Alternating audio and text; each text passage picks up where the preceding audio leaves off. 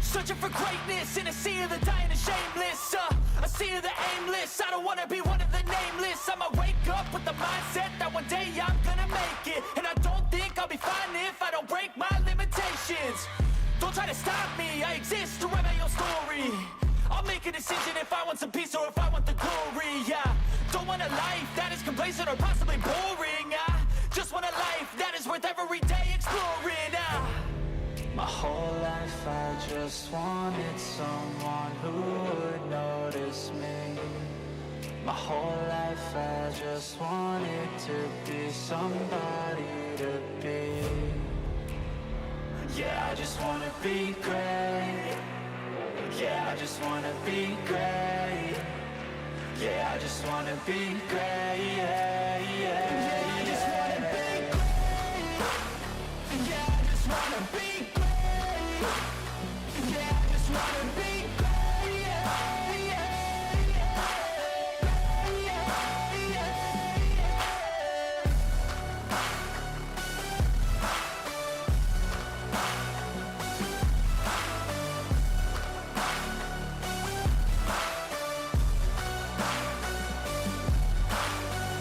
This is a statement to appreciate all that is vacant. It's just for the taking. If you make up your mind, you can take it. I'm never complacent. I would work in a mansion or basement, yeah. There's no replacement for persistence, it's a patience, yeah. In this life, I wanna be soaring, to feel sun inside when it's pouring. And I'll fight till anxiety is foreign. I'm so sick of my mind's extortion. My whole life I just wanted someone who would notice me. My whole life I just wanted to be somebody to be. Yeah, I just wanna be great. Yeah, I just wanna be great. Yeah, I just wanna be great. Yeah, yeah, yeah, I just wanna be great. Yeah, I just wanna be great. Yeah, I just wanna be great. Yeah, yeah,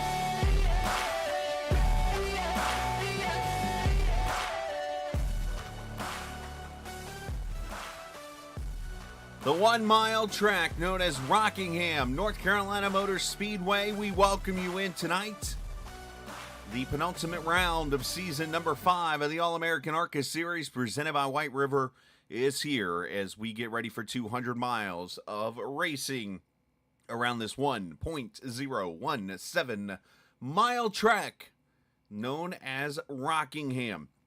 It is a track formerly known as North Carolina Motor Speedway. I think it's called Rockingham now, but either way, if you're an old fan of racing or a new fan, you know it as a fun track to get around. 78 degrees, 55% humidity, partly cloudy skies for this race. Now, go ahead and get the note out there. This was ran last Friday, but obviously I had things going on, so here we are tonight to run the broadcast for you. Yes, I am live. I am talking right now at 9:14 Eastern Time. That's 3:14 in Hawaii. And we are ready to go here from Rockingham.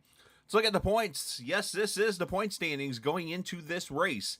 As Christopher Heller leads by 26 over Brandon Barkuski, Matthew Weeks, Stephen Miles, Mike Husby. The top 5 entering this race here at the Rock. Tim Averill, Casey Carrington, Mark Whitley, Jonathan Cutlip, and Finley Fitzsimmons is the top 10 entering the points here this evening. And the team points, 25-11, leading by 104 going into this race over Mountain Man Motorsports. CX2 is third, TI and Porsche Pensport, the top 5 teams as we enter into this race this evening. So we are about to break into qualifying, and as you might or might not know, it is the MH Designs Qualifying Pole Award as we hit the old play button here, and we rock and roll into qualifying. And again, as per usual, the 2 laps that you get on the track, and then from there we get ready to race. As you see, the number 9 of Casey Carrington running a He'll yell at me if I don't say this. Casey Kane throwback, not a Bill Elliott throwback for the race, but he is ready to go. Appreciate him sending me the video. That's why you're able to see him run his qualifying lap as of the car rolls out. Now, this is the Gen 4 car, so you're going to see speeds just like they used to run back in the day here at the Rock. So, real quickly up to 4th gear, going to go to the top side. In this bumpy track.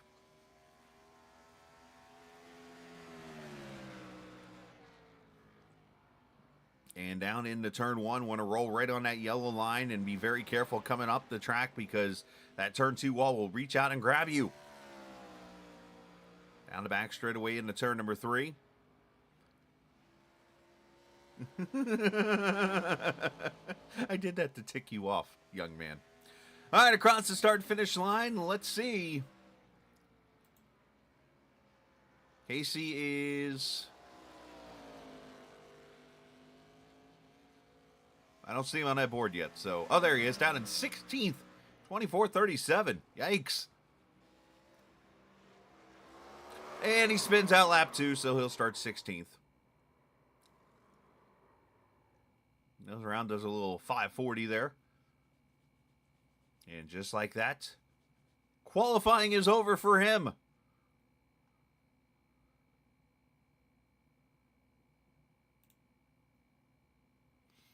That leads us to this 5-minute warm-up session. Here's the great news about a broadcasted race that's not live. Boom, right to the race we go as we get you to the starting lineup for the race. And I even got an admin in here. Holy moly. Listen to this.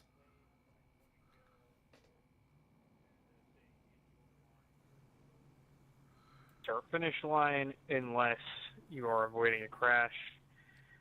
If you receive 1 license plate within the race, that's an EOL. Get 2, you're done. There you go. The voice of Joseph Penn, the admin in this series, but real quickly. I think that quantifies as a toaster bath. That's a bingo card, by the way. A toaster bath. Shades of the movie Groundhog Day right there. But a big shout out to MH Well, Designs. everybody, I appreciate you coming out tonight. Obviously a bit of a sparse field, but that's kind of why I intentionally put this track late in the season, because this one actually benefits from a smaller field. But appreciate everybody coming out. Like I said, no broadcast live tonight because Chris's mother came to town. So What do you mean? I am we'll be here. getting that done at some point between now and the season finale next week. And we'll mute him at that point. So there you go. Starting lineup rolled across the top of the field. All right, put that on the bingo card, guys. Huh? Scala airs Casey's hellos to the league. Barkuski and Heller on the pole, which of course was presented by MH Designs. Tyler Burton, he'll be starting there. Wait a minute, we got dueling 52s. What in the world is going on here? I think I know who's in the 52 tomorrow night. Oh, this is going to be a good one to try to do, Scala. Oh, anyways. 17 of James Silver's on track. He'll start in the 6th position. Husby, Dillon, Dalton, Wilson, Zach Rogers. Looks like 24 cars going to come to the start of this race. 197 laps will make up the 200 miles, just like the old Busch Series racing used to do on Saturdays here at the Rock. We get to do it tonight in the I'm so distracted by the MGM car. The All American ARCA Series presented by Whiteriver LLC is green from the Rock, the penultimate round. Our cameras are presented by TrackCams22.com. You can check them out online on Facebook and the iRacing forums. And their website is TrackCams22.com. As lap number 1 going to be led by Barkuski. The battle is on between the 52s.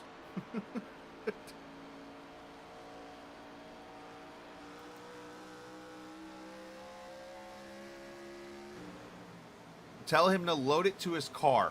Have him load it into Trading Paints. When he does that, it'll automatically load on the screen. Just let me know when it's done. As the battle on between Tyler Burden and that is Heller in this 52. Henry is up to the second position right now in the other 52 car.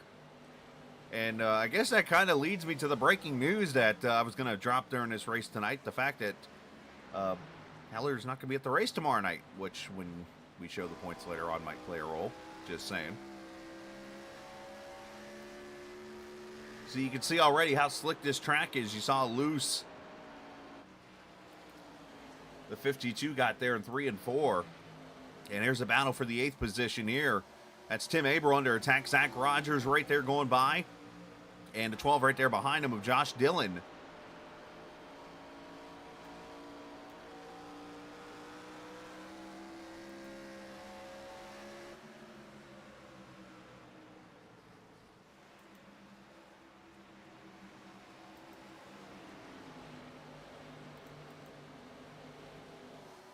There we go. Tim Abel having some blinking problems here early in this race.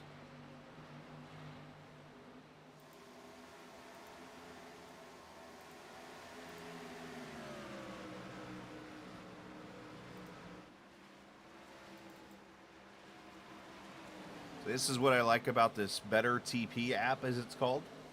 All I do is come into here and hit a button. The screen loads up.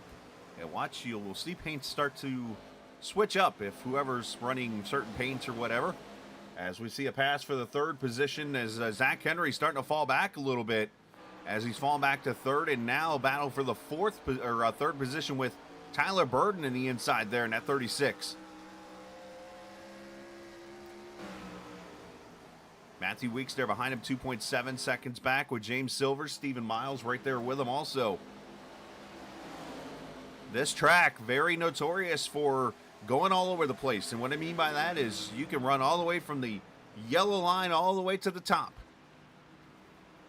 But I do warn you, you do not want to be at the top right there where Miles just let Zach Rogers go by 4th position. It's a battle for the 7th spot right there. So Zach looking pretty good early in this 4 car. Oh, Casey Carrington getting loose over there in 3 and 4. And saves it. Shades of, well, qualifying all over again. Everybody does a good job dodging him. And we stay green.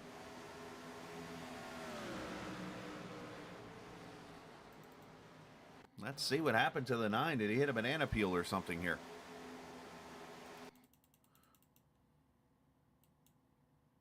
Riding behind his teammate there, Mike Husby, and yeah, just loses the back end. Great save on his part. Almost ended his day really quickly there.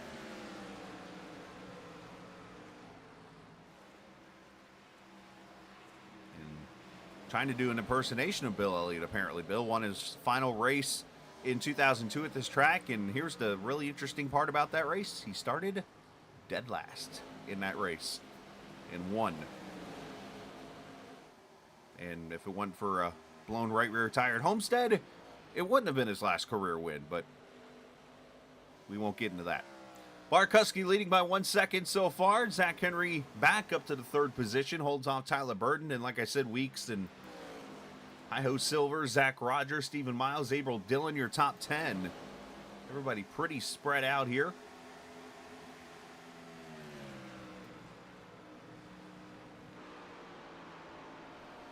You see already lap times falling off about 0.2 or so. This will be the first of 2 straight races. Tomorrow night, we'll be at Atlanta Motor Speedway, the old edition. So how about Gen 4 cars on the old Atlanta? Cannot wait for that racing. That'll be the finale of the All American ARCA Series presented by Whiteriver LLC. Look to join us there at Atlanta as Silvers under attack. Zach Rogers continues to make moves. Takes a 6th position away from Silvers. Zach, one of the faster cars right now on track.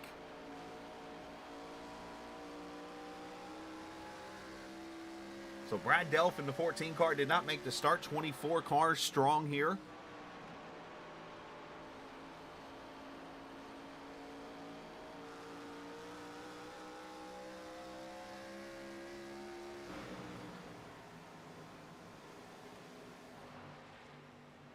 as this battle carries on here for the 7th position as Larry Knoll comes to pit road, or trying to save his car, one of the two. It looks like it was just a save maybe.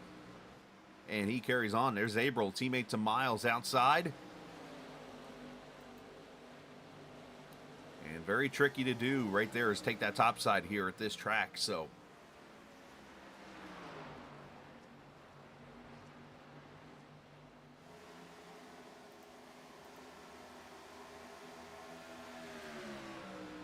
of course, this series is actually running a practice right now in Atlanta, so a lot of cars are out running laps, or they're actually in their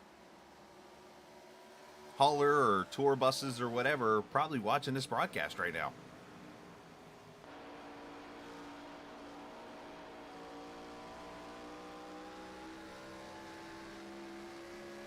So the track record did fall, by the way, in qualifying, 23.913 seconds, 150 miles an hour for Barkuski's lap.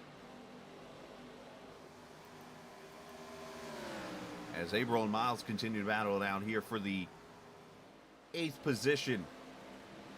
Up front, Barkuski still 4/10 over Heller. He's got 5/10 over Zach Henry, who's got about 2/10 on Burden. So those guys all separated out. But let's jump back here. Lucky Charms, the oh my gosh, both of them into the wall hard. And that's going to bring the caution out, Jackson Van Pelt. As Casey cues the mic, it says, hey, I don't know why y'all running so hard like that. But Jackson Van Pelt bringing out the first caution. Not so lucky of a charm. And yes, the screen's going to stay green, unfortunately, because I have no control of that.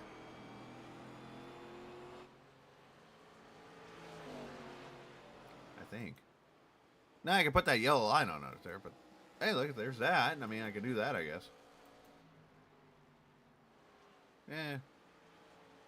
All right, let's go back and look at the replay here. Look like Jackson, unfortunately, just on the bottom side here, car pushed up. Sends it in there pretty deep. You can see, oh yeah, he's just way in hot. I think he was trying to clear to 13. 13 doors to 9.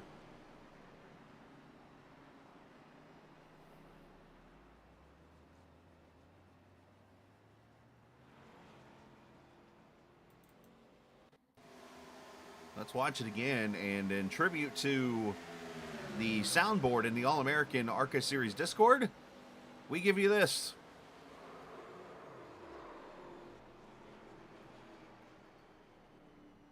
Hey, I don't know why you guys are running so hard there. I mean, I knew that was going to happen. Might be a new sound bit right there. Caution out for the first time.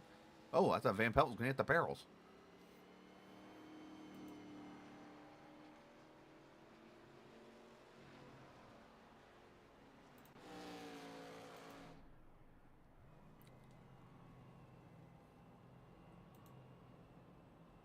All right, leader's going to come to pit road.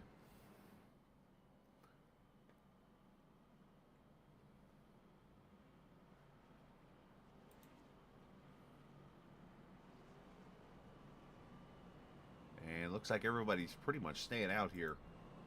Nick Leo going to come to pit road. Steven Thompson. Of course, back in its heyday, this track used to be two pit roads, the front and the back. Then around 98 or 99, I think it was, somewhere in those years, they moved everything to one pit road. Larry Knoll going to get the lucky dog. He'll be back on the lead lap.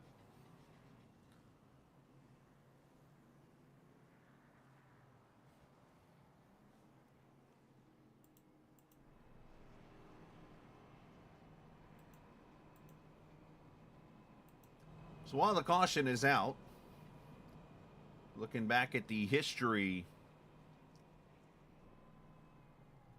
of racing here at this track in the series. Season 4, of course, they did not race here.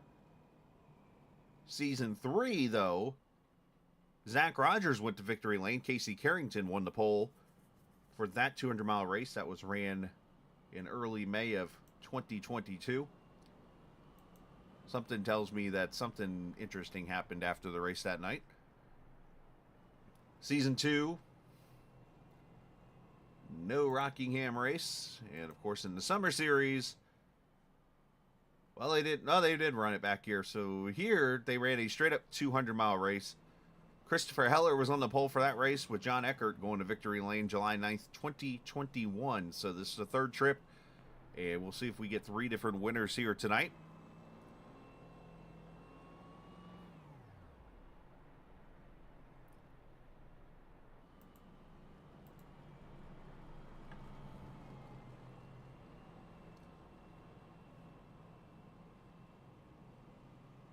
So yeah, tomorrow night, 8:15 or 8:30-ish. We'll say between 8:15 and 8:30 we'll come on live and be ready to rock and roll. We'll crown ourselves a champion for Season 5 tomorrow night. And something tells me it could be kind of wide open. Who wins the championship tomorrow night? So come join us at Atlanta Motor Speedway tomorrow night virtually on iRacing. And here on the Captain Esports Network, or on the Facebook page of the All American ARCA Series, or the Captain Esports Network Facebook page.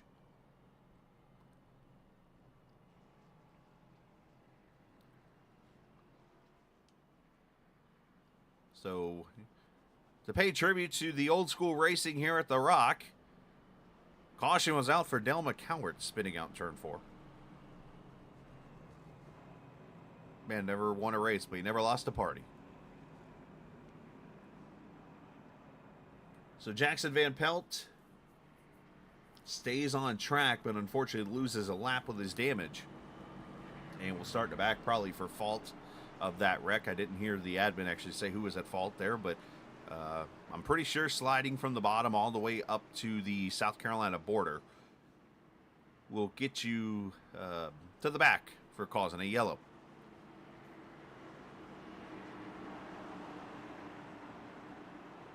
I did not. I'll have to check that out. As they come to the green flag, lap number 21. Markuski on the pedal. Don't want to spin him. Tires very easy to spin here. Clean restart, it looks like, for everybody. As for second to 39, trying to clear.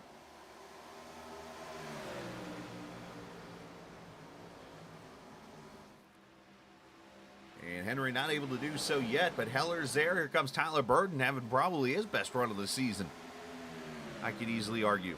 As somebody around my house is getting a puff on. I can smell it. It's not a skunk.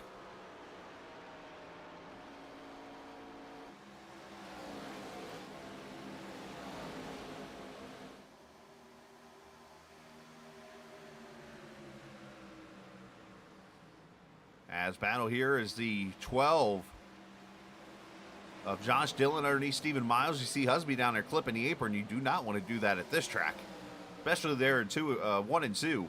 That apron is not your friend. As you see a little bit of nose damage on that 13, as Miles up there against the boards.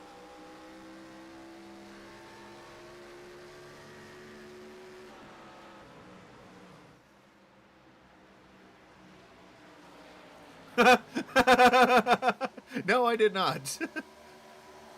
The weird part is I actually do smell that. It's not like I'm making it up.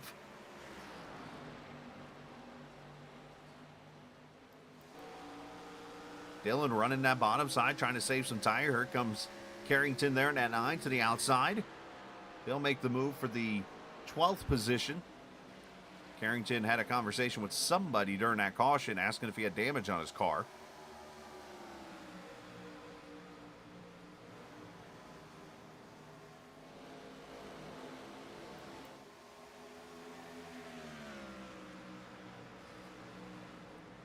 So lap time's not falling off in the traditional Rockingham way. Usually about 25 laps in, your tires fell off kind of like you're at Darlington. This was one of those tracks back in the day that they joked around and said you do not roll these tires on pit road at all, or even anywhere on the track, on the surface, or nothing, because it'll wear the tires out. You literally would carry them.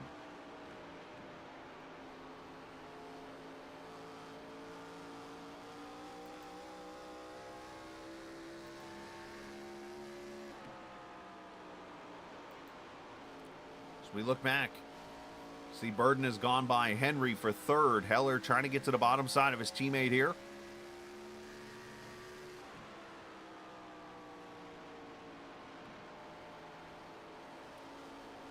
So this season,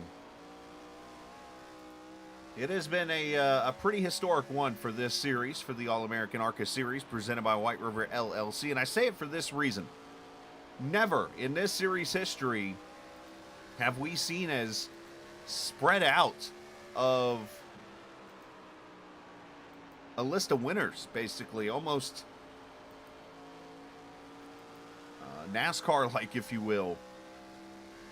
As we have seen, as this is the 13th race of the season, but we go back to last week. Matthew Weeks, the champion, finally going to victory lane at Pocono after a crazy finish in that race. But from that point all the way back, I mean, you have to go all the way back to March 17th at Sears Point to see a repeat winner, which is all of 7 races. And tonight we could have 8. How crazy could that be? As Heller gets to the outside here, can he get to the corner panel? Not yet. Crossover maybe.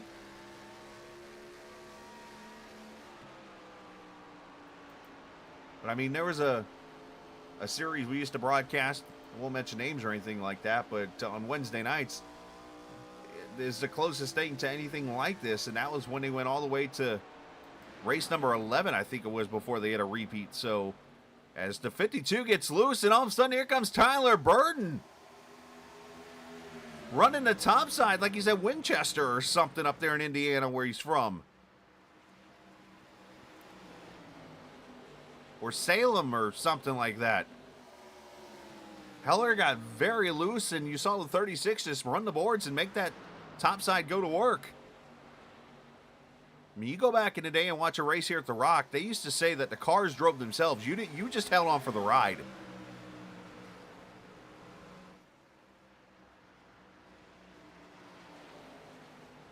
The Demon working that top side, see if he can get the run off. Heller gets loose, and he saw some smoke.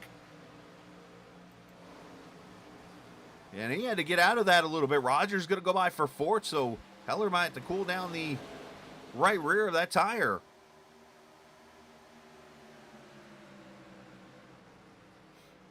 Yeah, that thing, all types of y'all.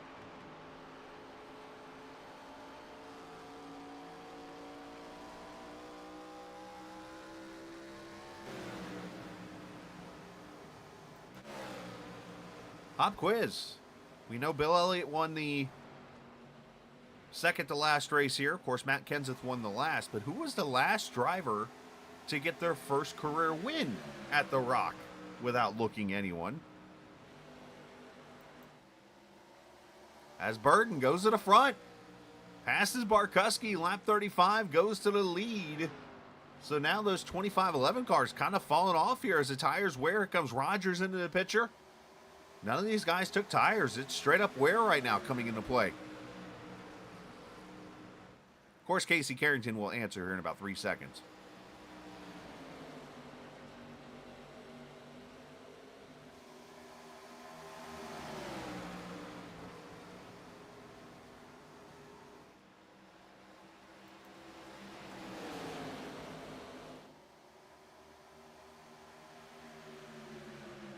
Weeks in the top side there on Rogers. Heller starting to fall back. Here comes Hi-Ho Silvers.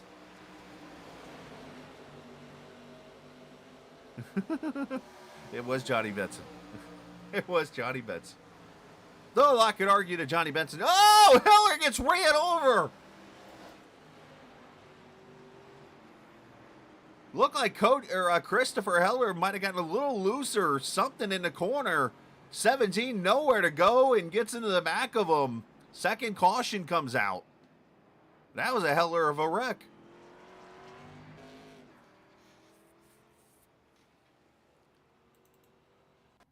Let's see what happened to the 52 here.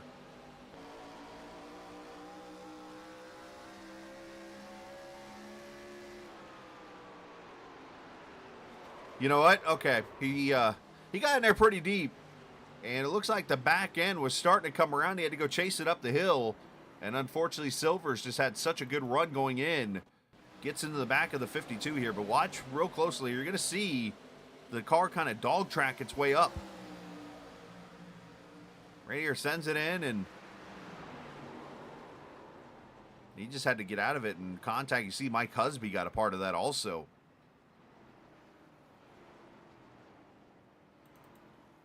I see one car, Craig Martin, about came in there 6 minutes later and hit him. We almost had an ARCA breaker. Let's go on board with Silvers here. And you'll watch Heller send it in there. Well, Silvers gets the wall there. And watch here. There's the... That didn't look like he got as loose as I thought. But there you see the 19, and then wait for Craig Martin. Wait for Craig Martin. Wait for Craig Martin. No, he must have slowed up enough then.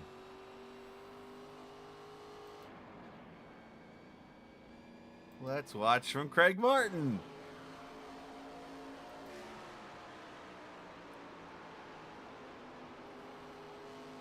So the wreck's going to happen up there somewhere in turn 3. Oh, there's a... Yeah, we see the smoke, and this is... Let's look at it like this. The smoke starts right there. So Craig Martin is just coming out of turn 2. There's the wreck right there. It's up about midway in the screen. The wreck happens. Let's watch this.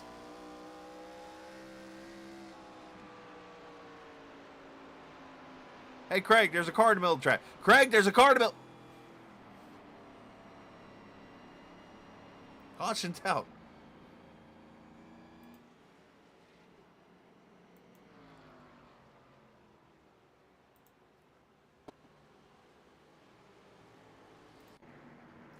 And that brings the leaders to pit road. Here at lap number 40. Pretty much everybody on the lead lap is in, which is all 22 cars.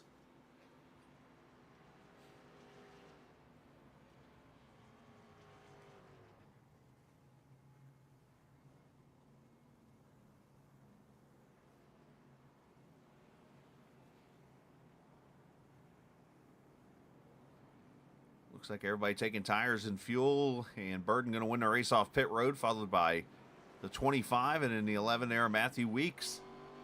One car stays out, Bubba Whittingham. And by the way, I've learned a little bit about Bubba this week. I happened to run a race on Saturday in another league, and guess who was in that race? Bubba Whittingham. And actually, the thing about Bubba is that Bubba actually talked to Stephen Miles, apparently, and that's how he got kind of connected with this league or whatnot. So good to see Bubba here in the 66 car, as he's doing the whole Kyle Busch tribute to Kyle Busch. I mean, the only thing I'm wondering about that paint scheme, and logically, why did Kyle Busch just paint that car black into a Bobby Gerhart tribute? Just a thinking out loud moment there.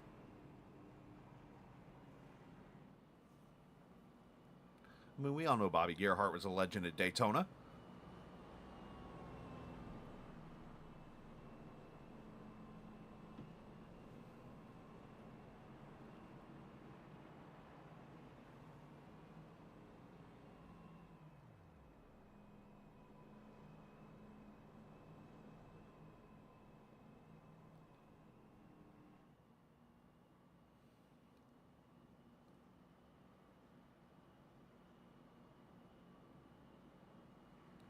All right, should get the one to go this time by.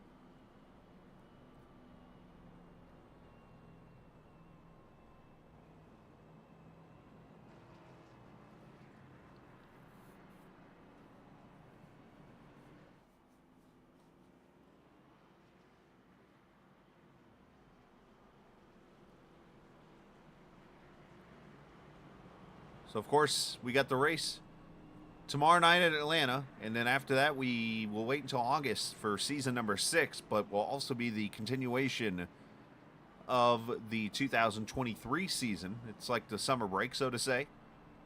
Take 2 months off, and we'll come back ready to rock and roll for the summer stretch, which will make the 1-year mark that we've been around. So thank you, Casey, and all the league for allowing the captain to stick around with you guys. And also, what the hell are you thinking?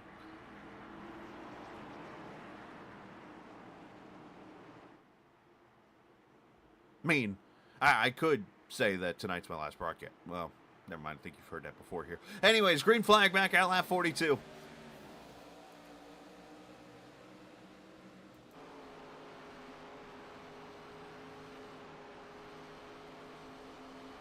Weeks being very patient, rolling back to the throttle, down the back straightaway there. Almost had to wait till he's completely on the back to get to it, and that's getting these tires heated up. Zach Rogers inside there in the 4 car, trying to get a run off. At turn 3 and 4 area, very bumpy.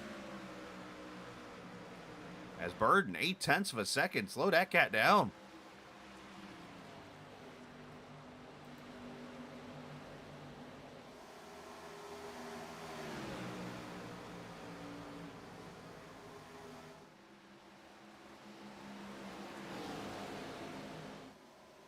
Carrington getting a little loose up there as he tries to get around Averill top side.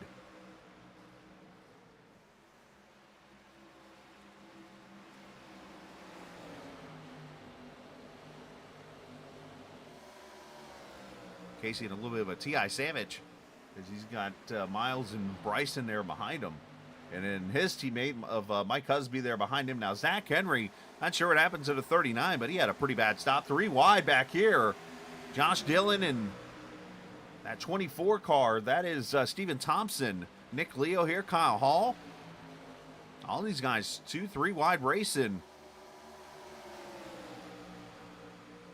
Now they're 3 down into the corner. Dalton sends it in there.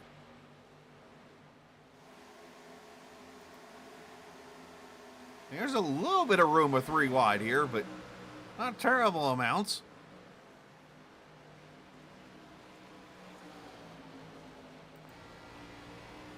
Oh, look at that looseness on that, the 69 car getting a little loose. Nice. Yeah, it wouldn't be a good broadcast without the phone ringing.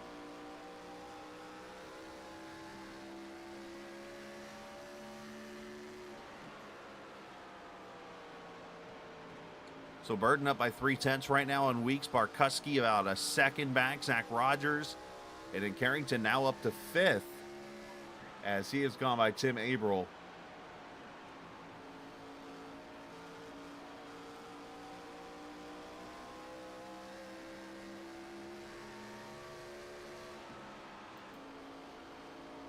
As you see Rogers up ahead there trying to get around Barkuski, who's starting to kind of fall back a little bit for the 3rd and 4th positions.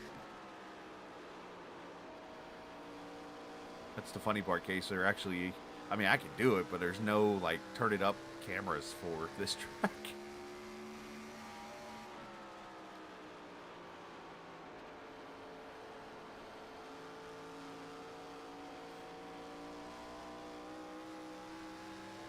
Rogers not able to complete the pass as Barkuski continues to fight there to the inside, or to the out.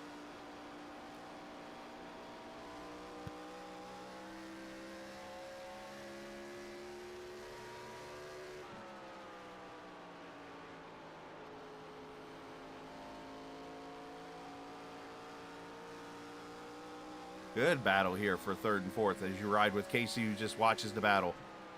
And you see up front there a little bit, the battle starting to shape up with Matthew Weeks and Tyler Burden.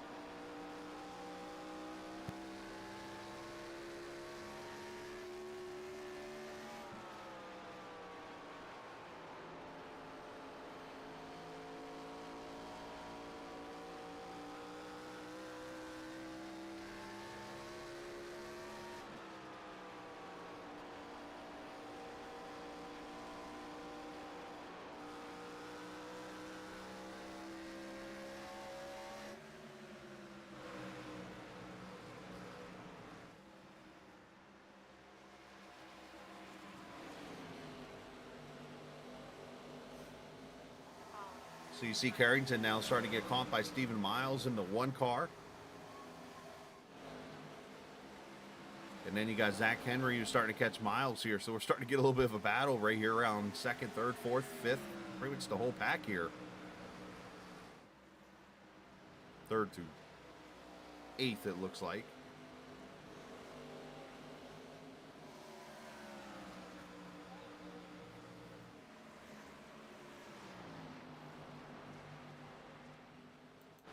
Leo making a pass on Steven Thompson back here at the 11th position, so the Pony Express falling back to 12th.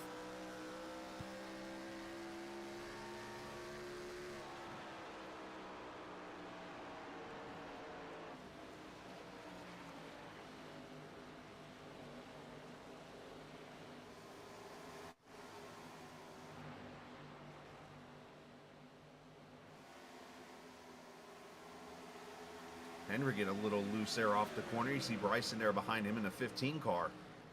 But all this, as I said, from 4th back to about the 8th position as Rogers is pulled away here in the 3rd spot.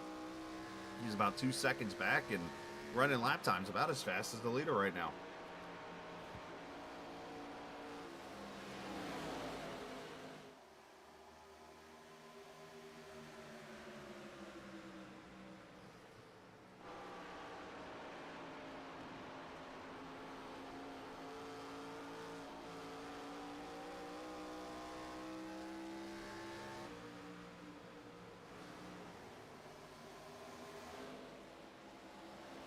I think Miles is going to let Henry go by here for the position. So Henry using that top side to carry the momentum and make the pass for the 6th position.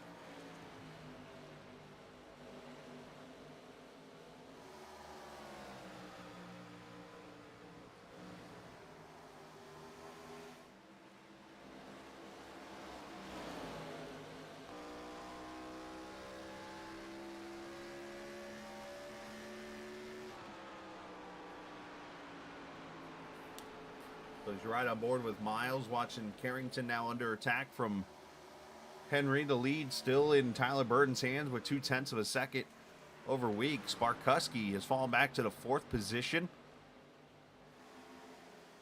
These Pontiacs kind of trying to see if those cars are just better off on the short run, but it's what I'm starting to notice. Casey slides up there. Didn't like 30 laps ago you say something about sliding up the track there, racing there? Anyways, so he slides in there behind the 25 and in front of the 39. Going to try and go top side. Henry's going to try to go even taller.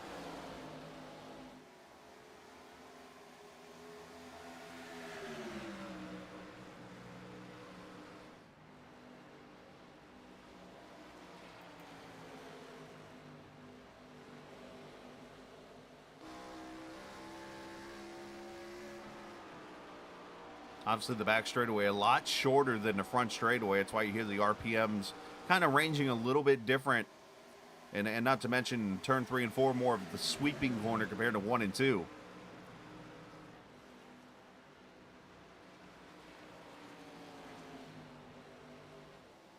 These guys finally settled it out. 63 laps in, about 3rd distance into this North Carolina 200.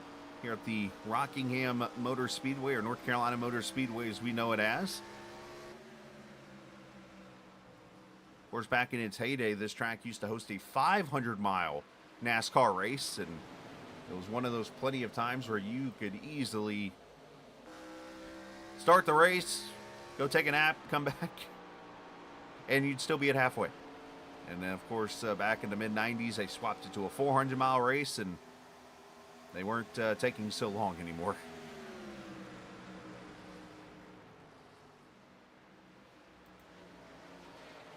Track did produce some fantastic finishes in its heyday, especially towards the latter part. That last race with Kenseth and Casey Kane, and got to give the credit to Jamie McMurray in there too. He was in that battle, and then of course I think it was the day before, was it?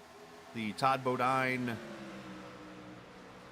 McMurray, I think it was. I know it was side by. There was, of course, the mid '90s. There was the Todd Bodine 3-wide move to win a race at the Rock. I think that was like 94-ish, 95, somewhere in that area. There's the Carl Long back, or the flip on the back straightaway. The 2003 season, I think it was. Yes, I remember that part too, but I could have swore there was a side-by-side finish here too as Husby got the wall. But Carl Long had that issue, and of course that was right before he had the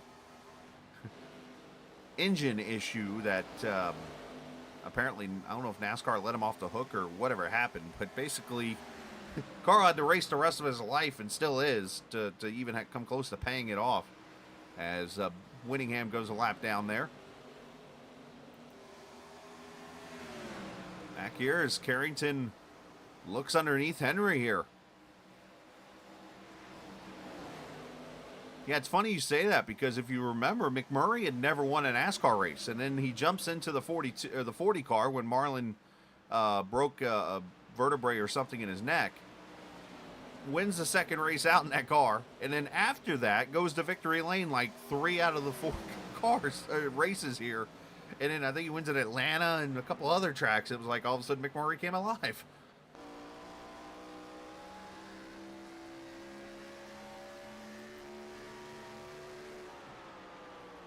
One of these days, I'm going to sit back and maybe I'll get a crowd to do it, and I'll find a way to do it where we can just do a viewing party and just go back in time and just watch racing from its heyday.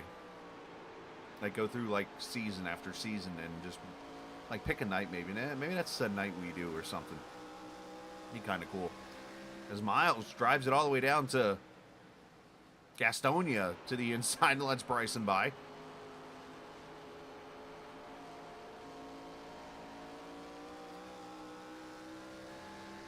Well, that's I want to say yes to that answer case, but you know how the Rock was. It was one of those tracks that you almost went into a race not knowing who would run well.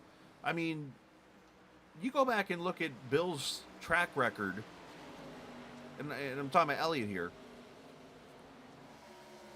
in like 2002 and even before that, he did not run well here for a little bit, especially when he was in Ray's car. He did not run well. I mean, I think he finished 32nd in 2002 here or something like that in that first race, and then he comes out and blows the field away in the final race and wins it.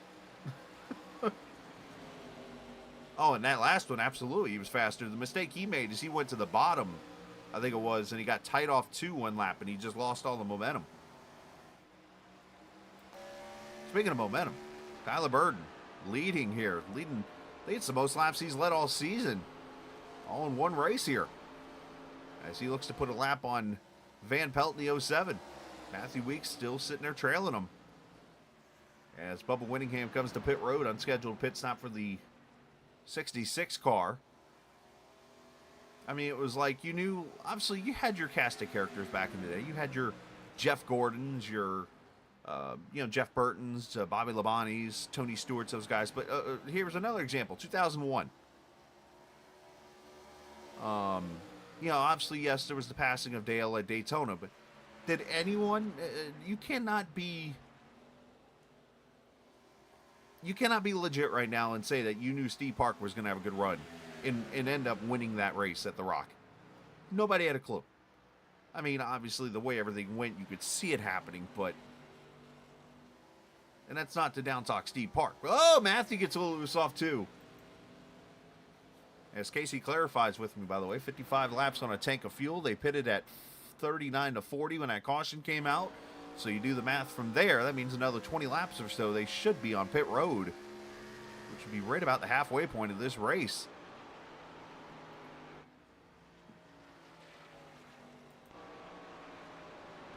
As we go back to this battle, it just doesn't seem to be going away. Zach Rogers falling back into the hands of Zach Henry.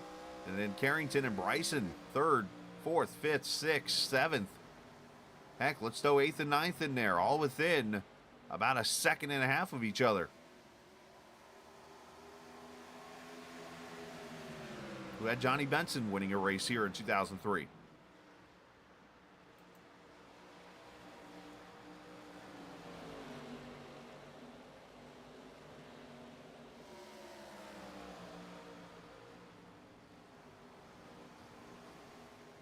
I mean, it's the fun part about racing is you just never know. I mean, you could easily assume, absolutely. I mean, we assumed, you know, Casey, I don't think you were alive, but when I was 10 years old was the last race they ran at North Wilkesboro. We could have easily assumed that that track was done. And little be told that some 27 years later, there's going to be a race on Sunday at North Wilkesboro in the Cup Series. Again.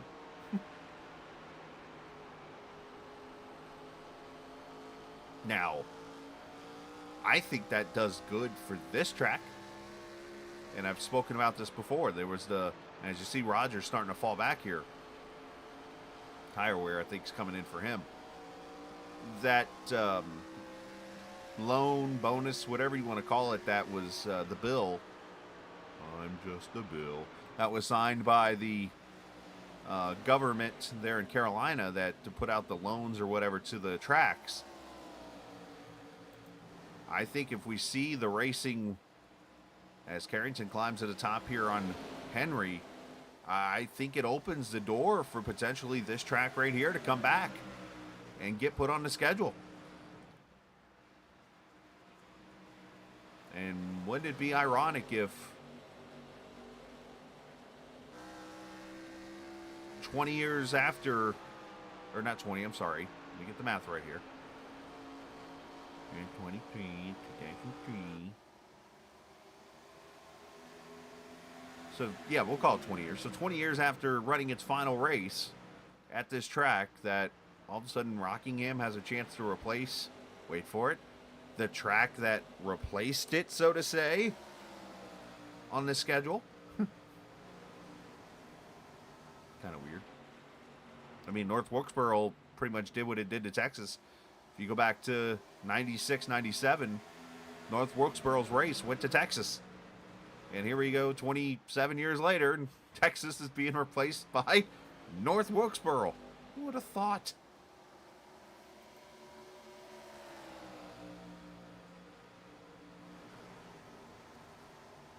All right, so enough about the numbers and stuff like that. Burton just continues to lead by 1 second over Weeks. 85 laps complete, and it's all the way 6.5, 7 seconds to Casey Carrington, who's now up to the third position, getting that highline work, and as everybody's moving their way up now. Zach Henry fourth, Alex Bryson fifth, Barkuski's held on to sixth, with Miles in seventh. First car coming to pit road, Stephen Thompson at lap 85. Still got a few more laps to run with the 85% fuel. And as I continue to talk about the past in this track was never a fuel mileage racetrack. It was always about the tires, because the tire wear could get you about 60 laps or so back in its heyday, and you had to come in and get 4 new fuel goods and not even worry about the fuel. Of course, here in iRacing, it's a little different with the wear, but as you see, lap time's off about 1.3 or so, as Tim Averill comes to pit road. So the first of those up front. Oh, no! Tim's got a passenger.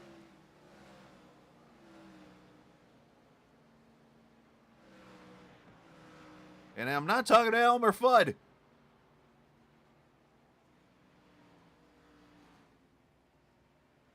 Tim's got some heavy nose damage there. What happened? Was that from the cone? Is he... drives back through pit road, so I'm not sure what happened there.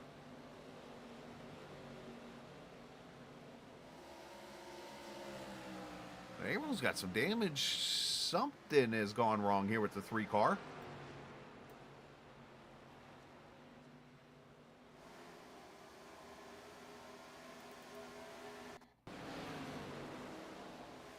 He gets loose. Oh, he's going to nose deep. Oh, no, and he takes the cone with him as he hits the inside wall. That poor yellow cone sitting there dragging.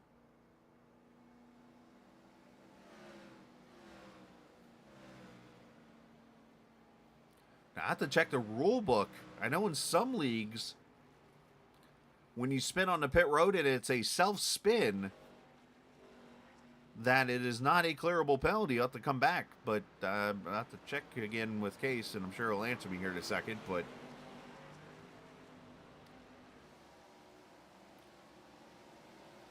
so the 3 with some heavy damage there as he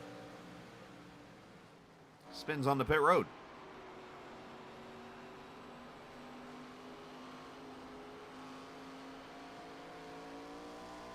Not sure how bad he might have hurt the motor there, so we'll have to see how he keeps going.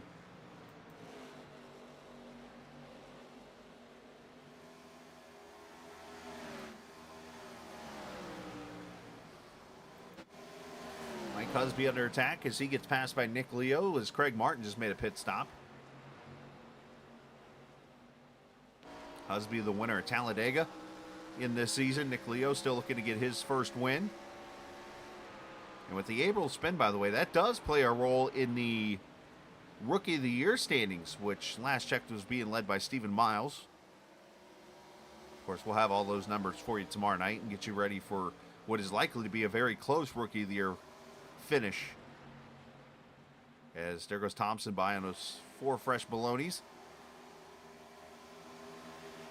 And Matthew Weeks, second, coming in pit road. Christopher Heller on pit road also. So green flag pit stops right here, lap 90.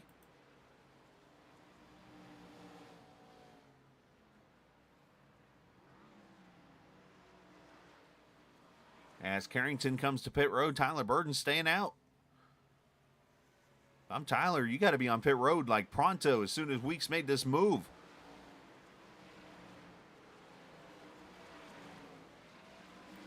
Good stop for the 11 car. At 14.5, here's Carrington in with Husby and Josh Dillon, the whole CX2 team. Or just to piss Casey off, CX squared.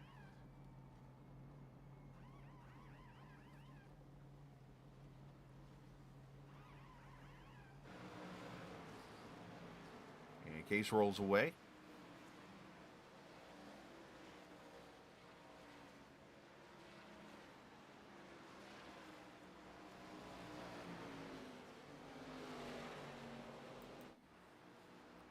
So Tyler Burden, literally run this tank out, or at least the tires off before he comes to pit road here. Kind of shocking that he's waiting to make this pit stop. I would think with how fast he's been and how close Weeks has been to him, you almost have to pit right away here. He's going to obviously probably lose the lead with this decision. But Zach Henry has stayed out so far. Alex Bryson, Barkuski, Miles, Heath. Haven't mentioned Kyle's name other than being involved in that wreck just a little bit ago that brought the first caution out.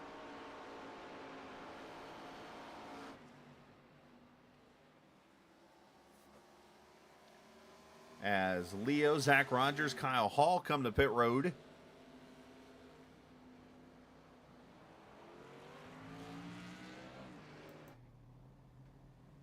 There's Leo getting his 4 tires and fuel. Alex Bryson, Stephen Miles, Kyle Heath all come to pit road right at the 100 lap to go mark. So right at the halfway point.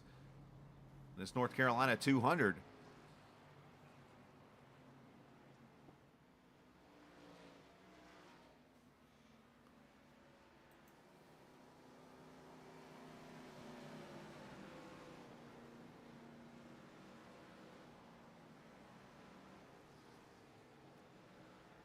Here's Burden finally coming to pit road. This is some...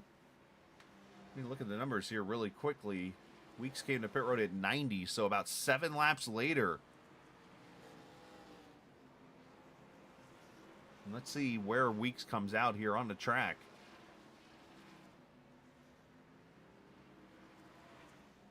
More tires and fuel for the 36. Weeks just went by.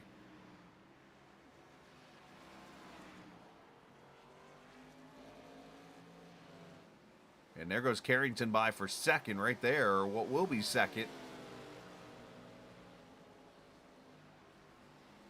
So Burden going to try to put these tires to work here and get an advantage on him. But unfortunately right now, he has fallen back to the 3rd position when this is all said and done. But James Silvers gets his lap led And here comes the Bass Pro Shops Tracker Chevy.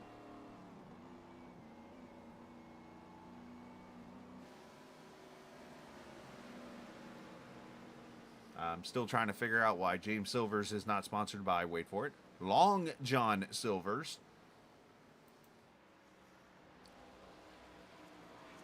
Unless he's a fan of Captain D's, maybe, and not Long John's. I don't know.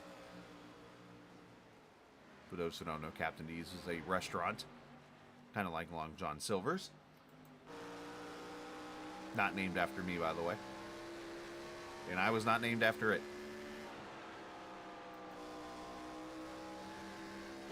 Let's go back here. Cars trying to get off pit road in the battle here. They're going to split Bubba Whittingham. Oh, Whittingham slides up in front of Henry, and Henry had to check up.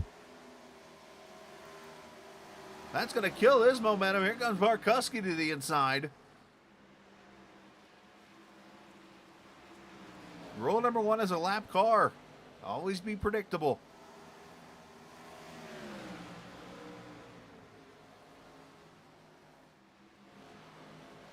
That's going to cost Henry a couple spots there.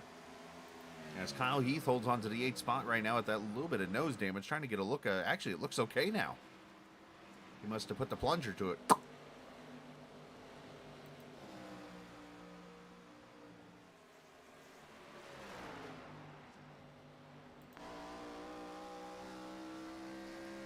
So 102 laps in, and last week's winner at Pocono, Matthew Weeks, leading here at the Rock. Casey Carrington, 4.6 seconds back. In second, Tyler Burden in third, but Tyler's starting to get close to that 9 car. One thing, by the way, track temp up there. Now, forget the date. It is not 1970. And it's not still time. But the track temp, 93 degrees right now. And it's 78 ambient. The cool part about this actually is, thanks to Casey, by the way, we do have features that I can actually make it look like it's 1970.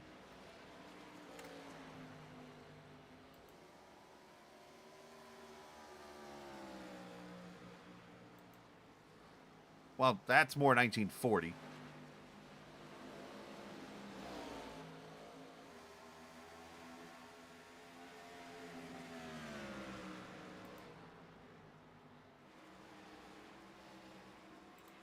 That might be more of the 1970-ish.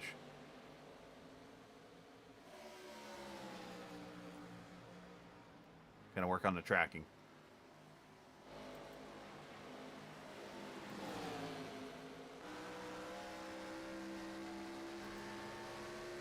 And that was like we were racing on Super Nintendo.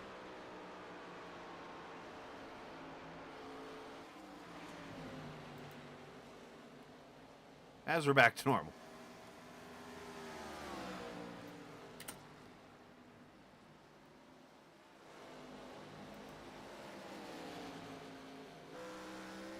So the field's starting to come back together. Oh, Tyler, hold on. About threw it away there off turn 4. Those bumps almost bit him.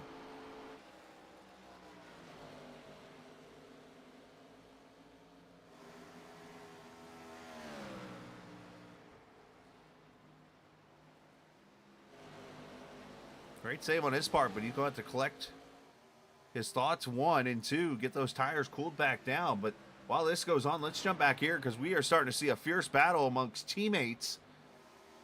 And right behind them is another white and green car of Kyle Heath.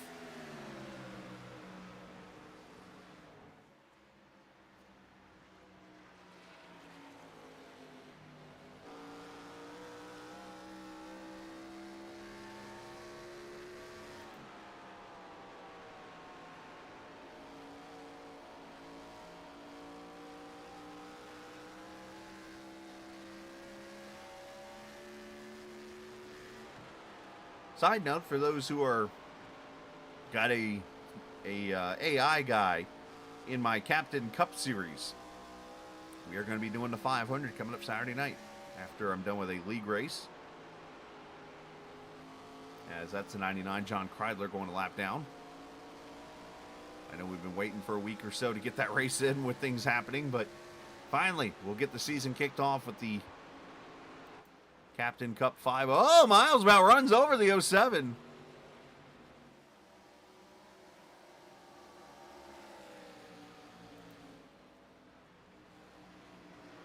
As Weeks now putting a lap on Tim Abril. Or a 1 mile track, just seems like the speeds here, I don't know, they've kind of caught me off guard a little bit. I guess I'm just used to the old 1990s cars that weren't as quick as these Gen 4 cars. I mean, they were pretty much the same cars, but the horsepower was a little bit less.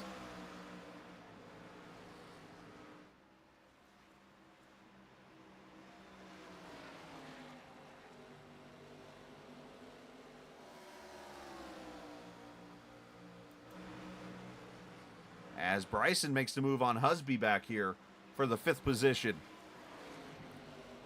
So AB looking pretty solid here. Zach Rogers there in front of him, but there's some 12 seconds back. And oh, by the way, we didn't get to catch this, but Tyler Burton did pass Casey Carrington for the 2nd position. The good news is I can take you back to it real quickly. It was about 3 laps ago when the sun was out. Casey gets caught behind Craig Martin and just uses a little bit of patience and lets him go. And just like that, we're back to lap 113.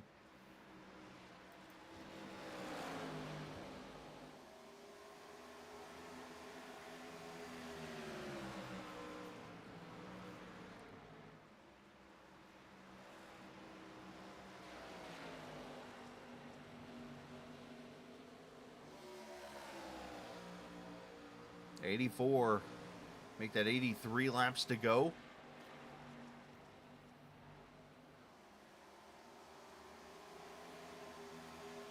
Tyler Burton has dominated this race. Matthew Weeks has led some laps, but Burton now holding off on pitting has fallen back 2.5 seconds. He's made up a little bit of time since that pit stop, but that is going to be, I think, a moment to watch in this race. And I think you have to question if Tyler pits with Weeks. I think we have a battle for the lead at this moment. But unfortunately now, he's put himself in a little bit of a hole. And this is the thing that I've tried to teach myself. Now, let me put this out there in fairness. I don't lead many races. I don't. Unless we're at Charlotte or something, you won't see me in the lead many times. With that said, one thing I've adapted to and learned from just watching racing recently is when you have a lead on somebody, you got to try to do the math on how far you're ahead of that person or whatever, so that when that person pits, that's as much time as you have pretty much to get to pit road and match him.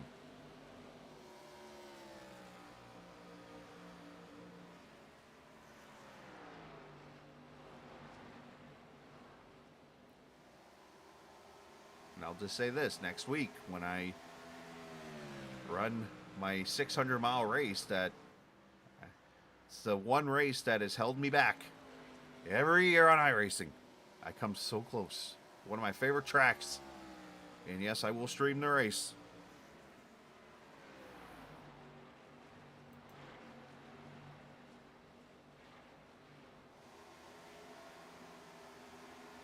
Oh, hold on there. Husby getting a little loose as Miles fights him back here. This is all the way back at 8th now, so Kyle Heath has worked his way back by these guys. Zach Henry's worked their way by. Now Barkuski, who's fallen back to 10th, about 15 seconds back, as we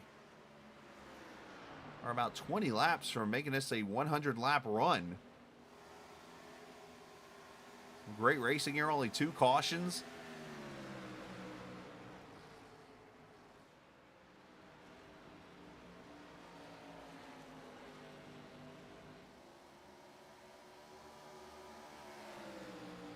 Check back here on our points leader, Christopher Heller in a 52 car. 15th position for him as he goes into the outside wall. The struggle bus, unfortunately, after that accident with the 17, is out, and this 52 is struggling.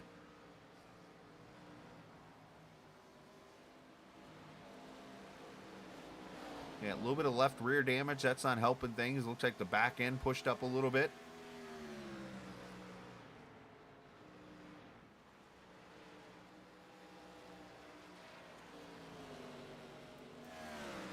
Up front, Matthew Weeks is starting to get a little pressure.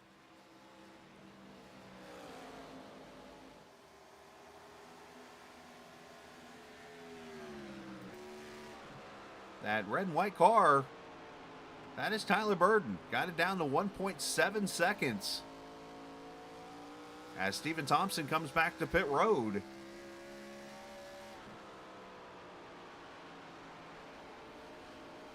A lot of these guys going to probably get to lap 150-ish, 145, 150. Before you'll see that final round of green flag pit stops potentially.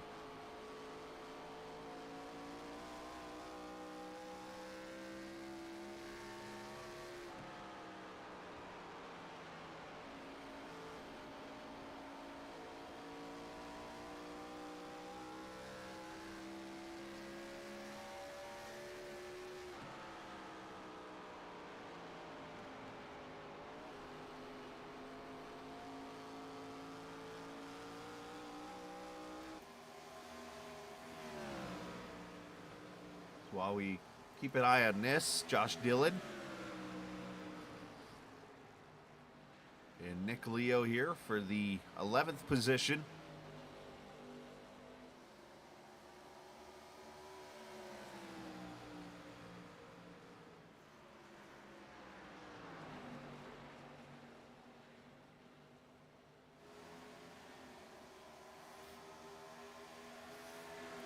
Now, if you go back in the VODs of all the captain stuff, you can actually see last year's Charlotte race that I ran.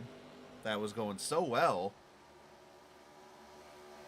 And I say that in seriousness. I was actually leading with, I can't remember if it was 60 laps to go or 50 laps to go or something like that. I just been patient and finally got the lead and was doing my thing when a guy decided to not turn his turn signal on and hung a left going to pit road, and guess who crashed into him? That would be correct. And it was the only night where I think I've ever been threatened to be protested, and it actually never happened. Either that or I never got notified. But basically, I showed the guy after the race I was not too happy with him. And a little bit later in the race too, but a little other story.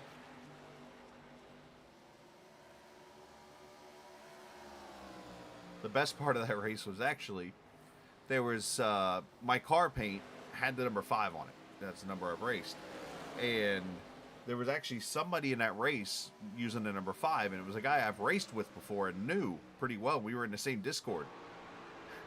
And the guy would get mad. He's like, I don't know who was in that 5 car, but he's getting protested, da-da-da-da-da-da-da-da. So 5, I'm blaming you for all this, da-da-da-da. And he literally was blaming the guy in the channel with me and not me. And then finally he messages me like, I didn't realize that was you, da-da-da. I'm like, oh my gosh. Guy was pushing like 70, I think. Anyways, Matthew Weeks lead 1.09 now. Over Burden. Carrington 3.5 back, so he's been kind of hanging there steady. Bryson 10.7 back in 4th, and then Rogers about 12 seconds back, 67 to go.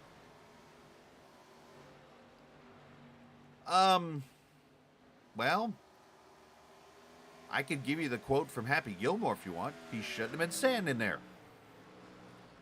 No, I mean, it's one of those things. Coming off turn 4, and you know how it funnels down.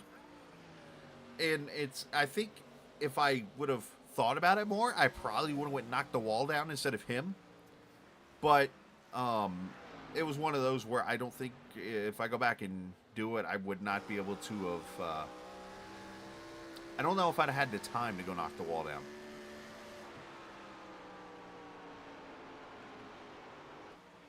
I'm like blinking on the screen there, I just saw.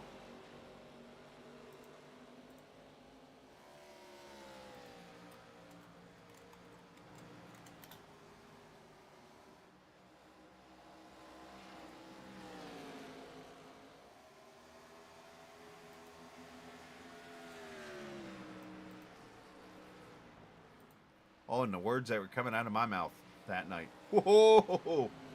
Oh, they were good.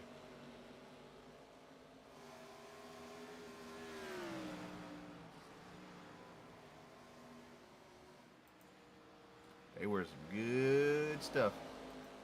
Stuff that would be all over that bingo board, by the way.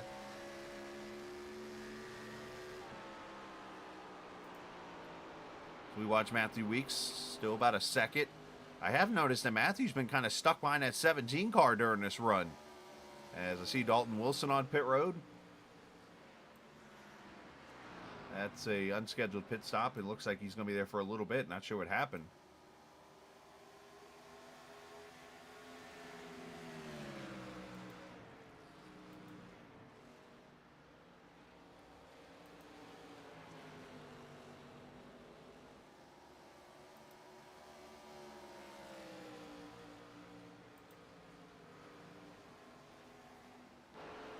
Man, it's a legit question, though. Why did I run the guy over?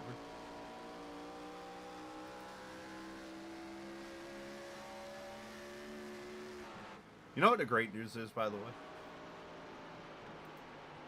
The fact that I can go back and find that broadcast. As this race goes on, I am literally going to go show you. Oh, I'm wearing that same shirt right now.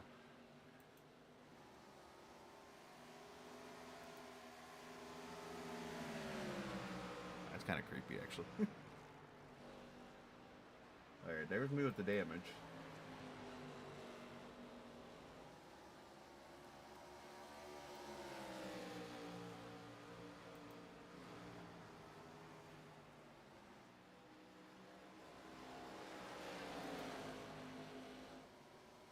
I think I was leading.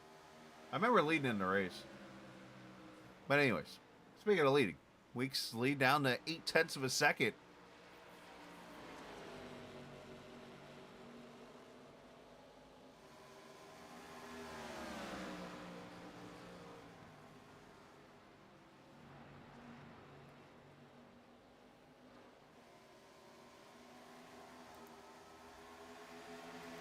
Let's go back here. The battle for sixth on Kyle Heath and Zach Henry.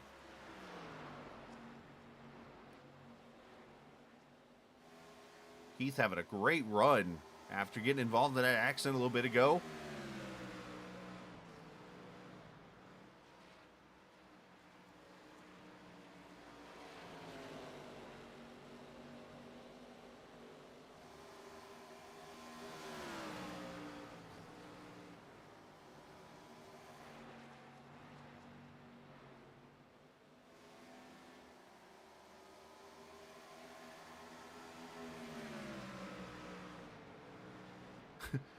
You know what I just realized as I'm waiting for that moment to happen here? Kevin England was in that race with me last year. I didn't even know Kevin at that time. And now we're in a broadcast booth together on Monday nights. Oh, here it is. I found it.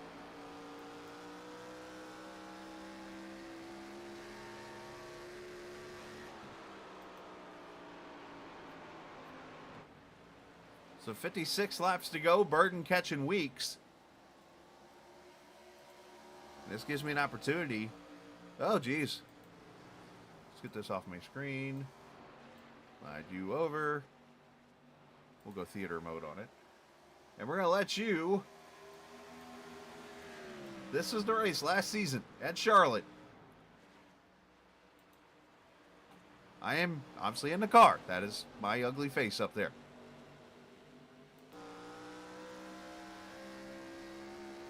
I'm in the 4th position at the time.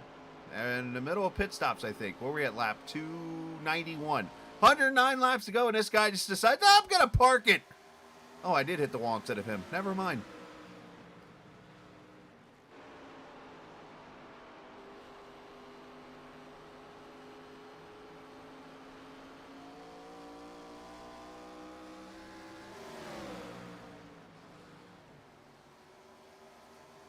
So potentially on my way to victory lane in this race. And this doofus does this to me. Now, in fairness to him, he does call out his pit stop. There's Kevin, by the way. His voice right there. That's Kevin. I just noticed that. You're going to see his name pop up on the screen right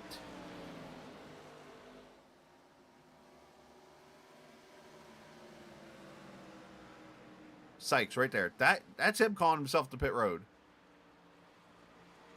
But you don't pull into pit road in the middle of turn 4. Just saying.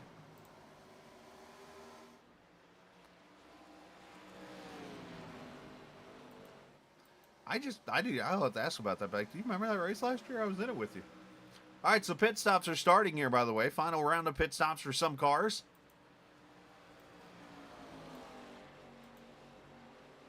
Yeah, needless to say, I was not happy after that race. And after this race, I'll show you some of the stuff I did. But like this, the guy did not finish the lane, finish across the line straight. Anyways, Zach Henry on pit road. Barkuski is in. 51 laps to go. The window is open.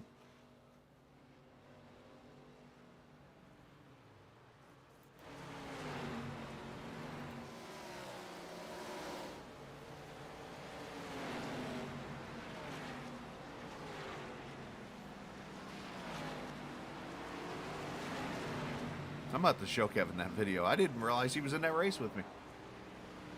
And here comes Carrington to pit road. 51 laps to go.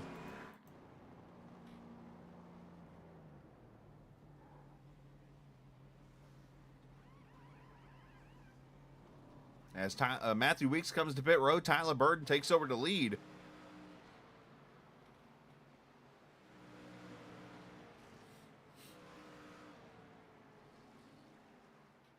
.15 flat as here comes the leader.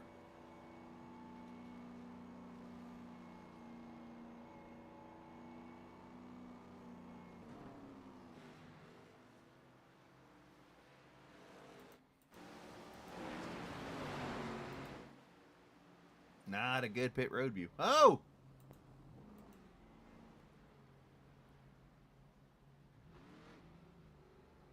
And Weeks pulls away, 14-9. Good stop there.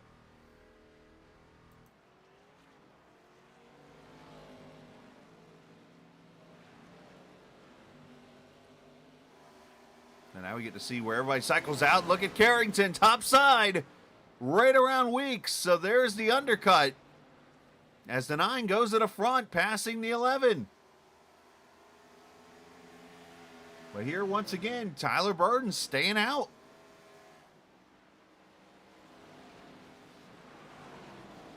And now he comes in a little arc in the pit road there.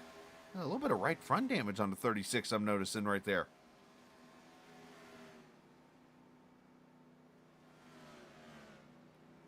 So 47 laps to go to 36 is in.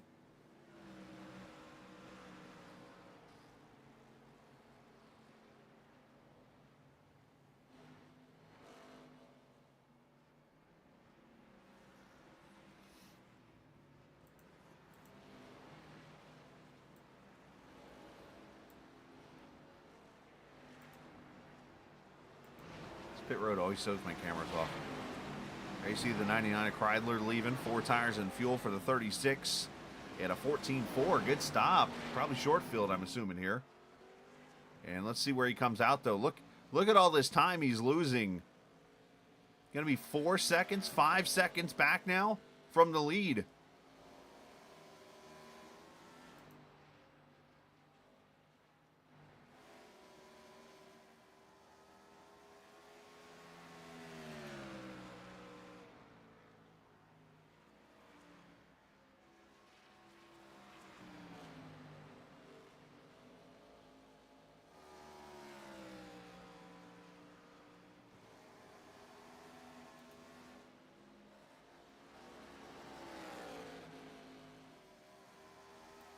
Weeks making a pass for second just now on Casey.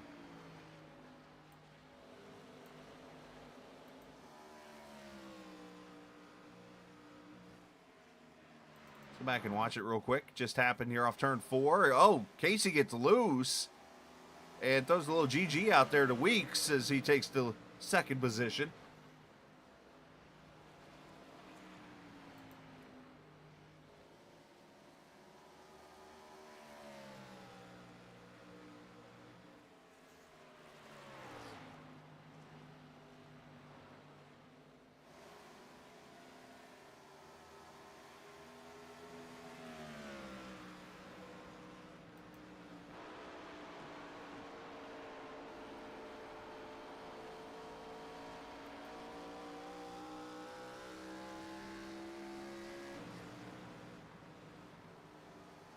And I think you're going to see Silvers come to pit road here, which will hand the lead over to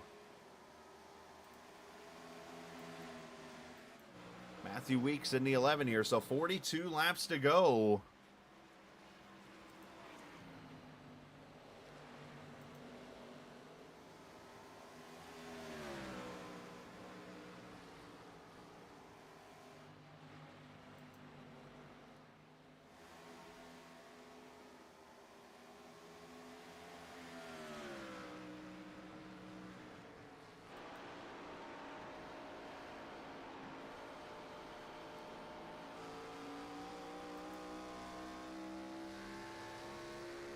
Everybody's pretty spread out now as we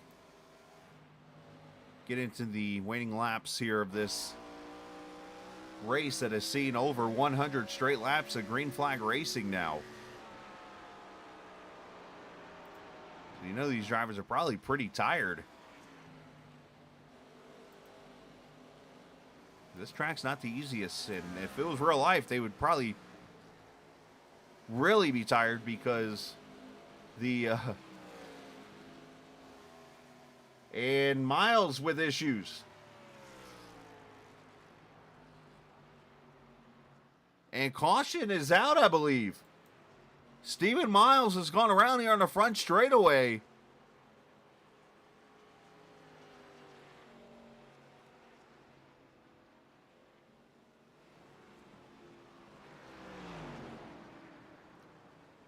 And caution has just come out for the third time. And it looks like Steven just gets loose.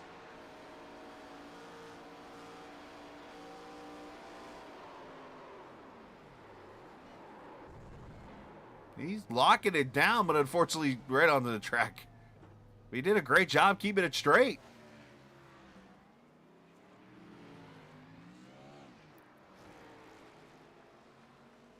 And that changes everything for this race now.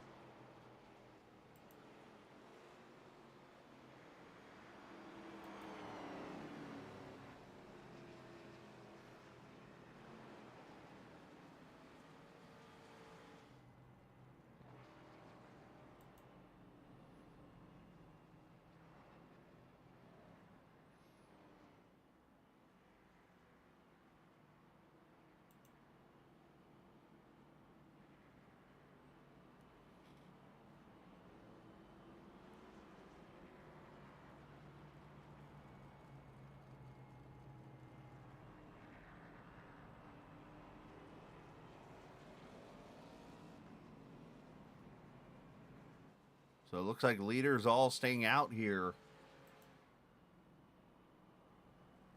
I think pretty much most of them are out of tires, if not one set left. So that really, like I said, just put a big old monkey wrench out on track now.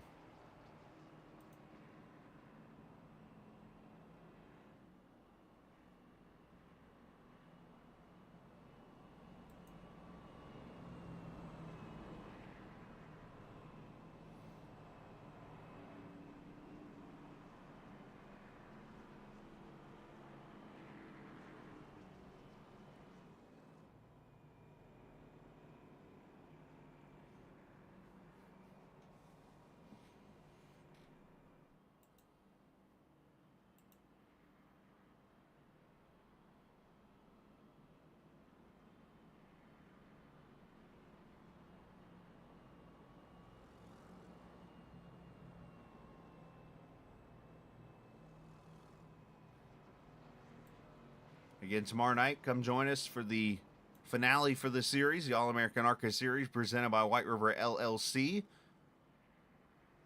as we will be at the Atlanta Motor Speedway, and we will crown a champion for Season 5.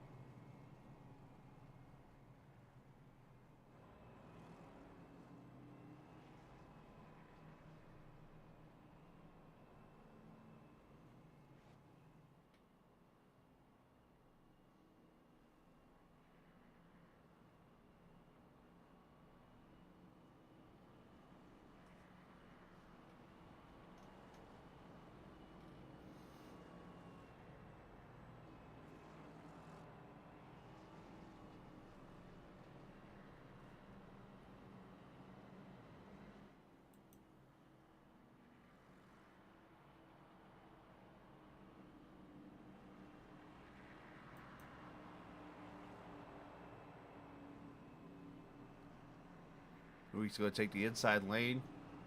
This caution, a big break for Tyler Burton, who's going to get a chance to redeem himself now. Up to the 3rd position here. Zach Henry outside lane will start 4th. Bryson, Barkuski, Heath, Rogers, Dillon, and Nick Leo. That's going to be your top 10. 11 cars on the lead lap as we come to the green. Leo, Dillon, and Husby all pitted here, and that's why you see the big gap with those guys back from the leaders here as we come back to the green flag. 35 laps to go.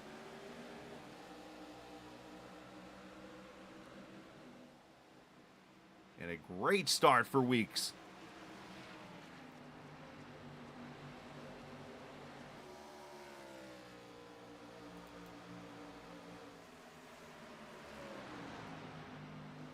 Carrington clears for second. Here comes Henry trying to get to the right rear of the 36 to go do so as Bryson hangs it out.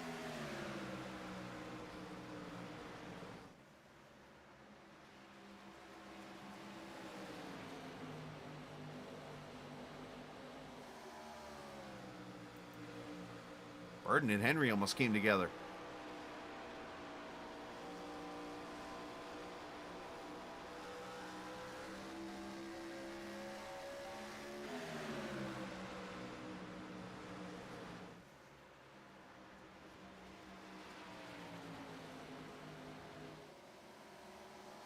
Burton, one of the faster cars in this race. You wonder how much he could be kicking himself when this thing's over with for just the strategies and stuff today. I think Burton could argue that he might have been the best car tonight.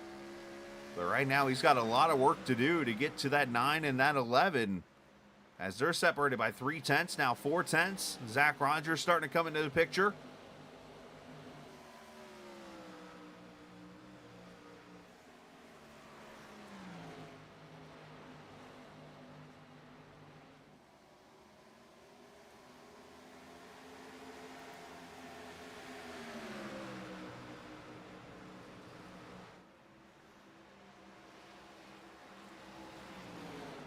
As the 39 slides up a little bit there, Bryson getting a little tight there.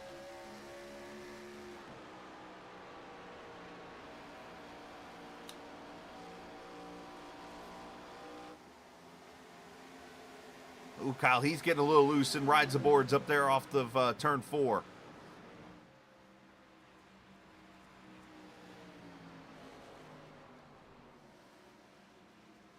Oh, trouble.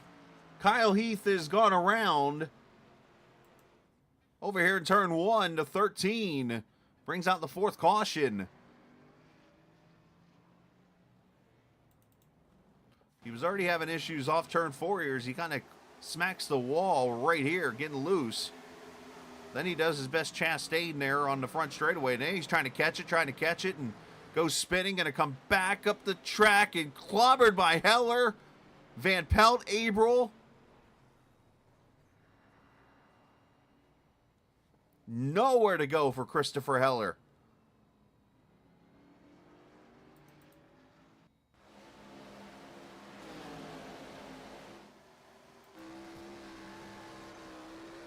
Yeah, Wall kicked him back out, and then he was just trying to... Dog was just wagging his tail, and Heller, bam!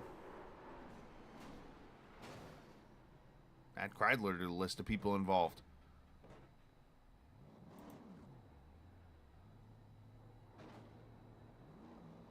Parking lot over here in turn 1. Add Steven Thompson to the list. There's like 6 or 7 cars on that one.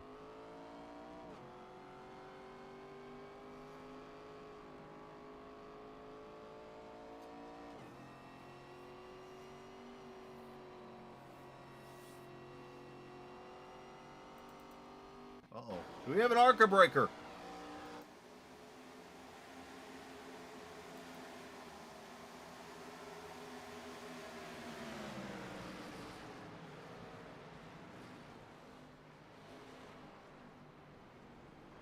Oh, Miles gets involved. Add him to the list. No ARCA breaker, it looks like. No caution. No caution coming out for the 4th time here as we'll re-rack them. Alright, so since we have a moment, I figure I'll show you now. What happened at the finish of this race that I was wrecked in? So having fun with this one.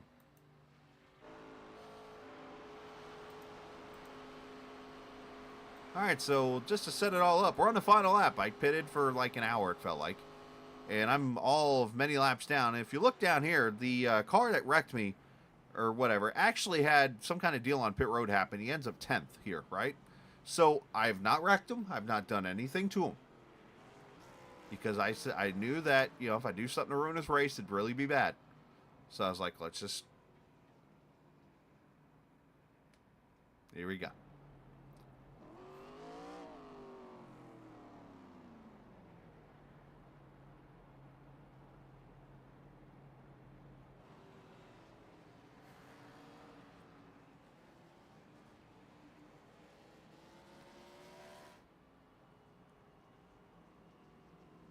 So basically, I spun myself off his nose purposely, but gave him an incident thing.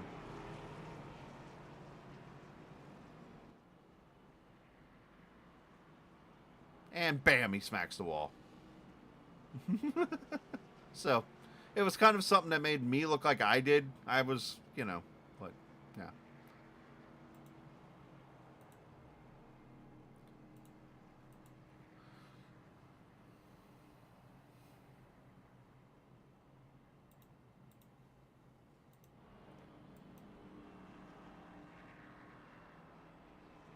So, under this caution, of course you guys would pull this off. You guys would do something sneaky like this. Everybody but Matthew Weeks just went to pit road. And let's show you, if I can show you. Looks like I'm not able to.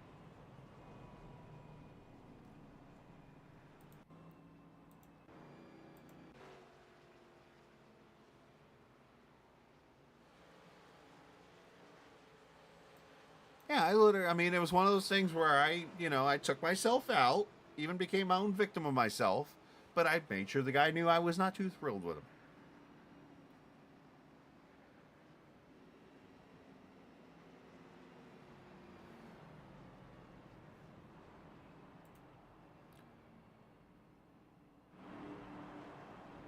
So right here, Weeks decides to stay out. As everyone else say, what happens? Leader stays out, everybody pits. Leader pits, everyone stays out.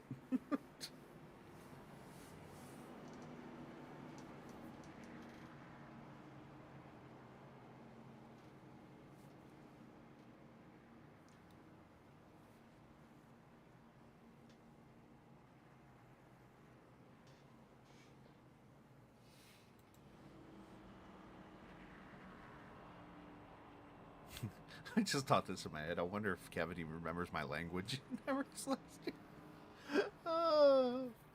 In case you haven't ever watched me in a race, I can get pretty fiery. Like, I won't say anything offensive as far as I know, but I will I'll go off.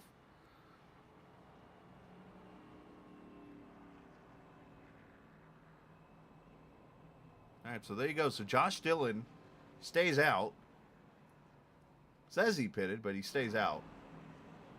Oh, okay, never mind. That's why I'm getting the laps mixed up here. So lap 160, Dillon and Husby pitted with that caution. The rest of the field comes at 170 and 169 here. So you've got pretty much first, second, and third on older tires. Weeks is on older tires in second and third. And then the rest of the field.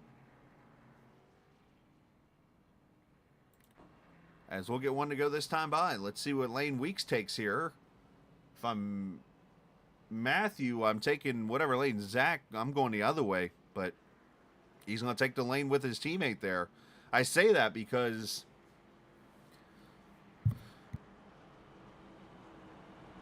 one, I'm joking. But two, you want to protect, you want to try to put a shield almost back to that second row. So if you would have taken the inside there, he would have had the 4 behind the 12, on the freshest tires with him getting the restart. But now you've got the freshest tires in the 4 right behind you. And I wonder if maybe that's a teammate move type of thing potentially here. So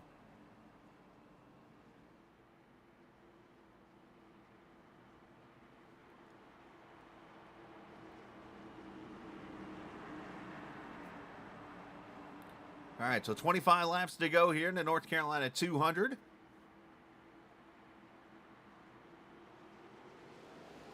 Weeks gets a pretty good restart, brings Rogers with him, and kind of traps the teammates there on the bottom side. I guess that kind of worked out for them in the end. And Burton gets out of shape. Not sure if he was hit by Husby there, but Carrington about got into him also.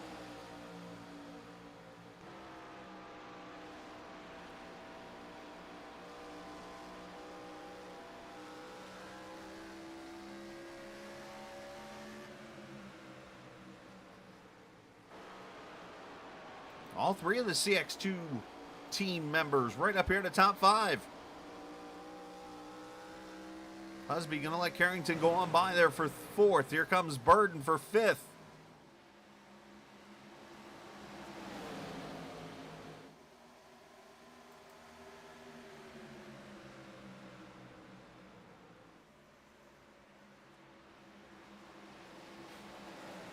By the way, something I did learn, it just came to my head as I'm looking at this. I want everybody to take a look at the valences down at the bottom of the car, especially on the side skirts. I want everybody to take a look at what color most of those are. And there's going to be a trend behind that. There's a reason why I bring this up is Bryson got loose. Henry goes by. Up here for the lead. Weeks trying to hold off the fresh tires, which is almost an oxymoron here at the Rock, but Weeks is doing a good job right now.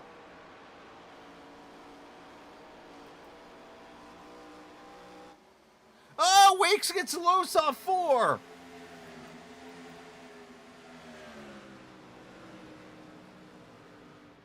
And falls all the way back to 10th. Then hands the lead to Zach Rogers.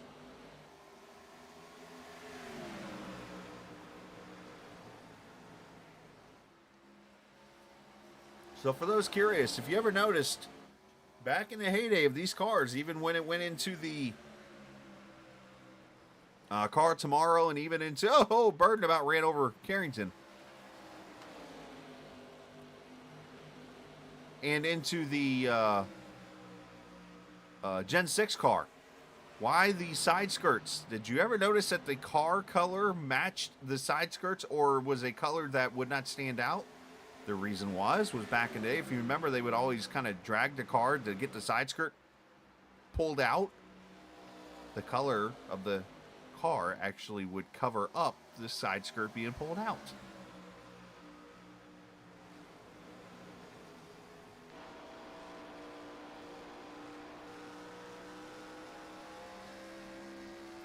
What commentators curse? I didn't say nothing to curse him.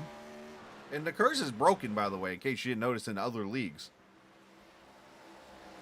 I mean, Carrington running in 2nd right now. I mean, let's look at it like this. If he could win this race, it would be his 3rd win since I interviewed him at Nashville last year.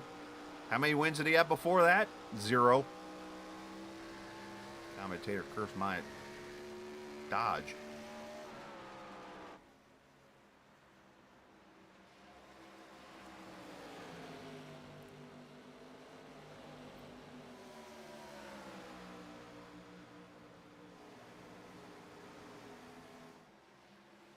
Carrington climbs the top side, gets pretty good run through the center, 3 and 4 there.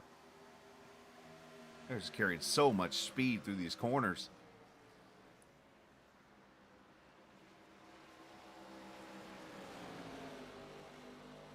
Thank you, Josh.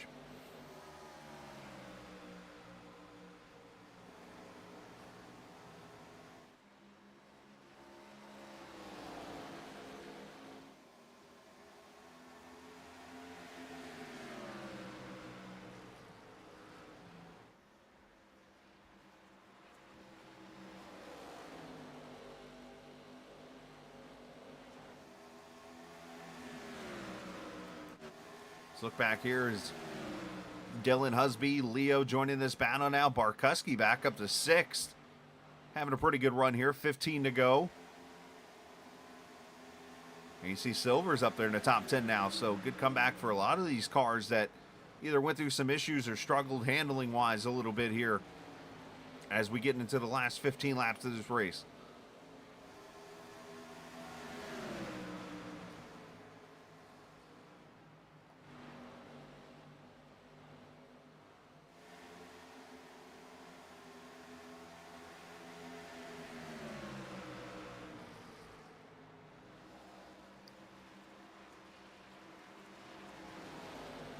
So if Zach Rogers could win this race, it would add on to the record of winners this season in this All American ARCA Series presented by Whiteriver LLC.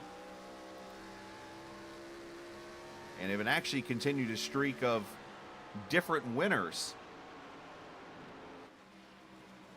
And actually, I take that comment back. Oh, no, that's Henry. Never mind. I'm looking at the wrong Zach. So if Zach Rogers were to win, you're looking at 1, 2, 3, 4, 5, 6, 7.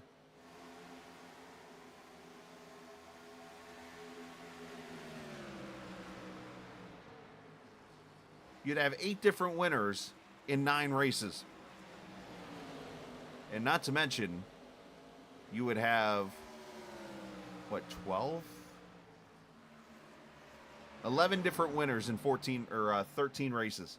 The only repeat winners all season long, Jonathan Cutlip and David Tooker. That's it. Everybody else has 1 win.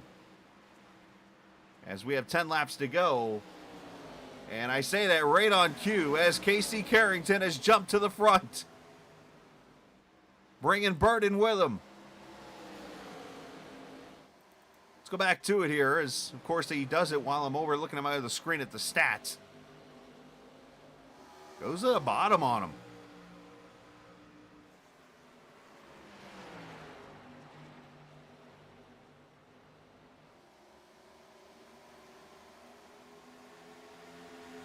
A little irony here in this pass, oh, by the way.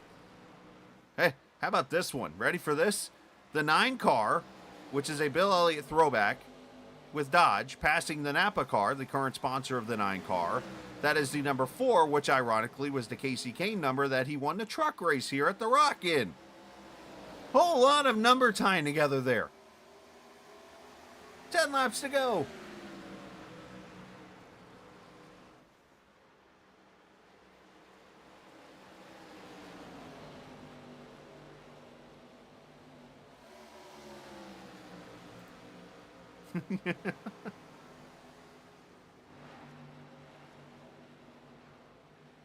I just said that.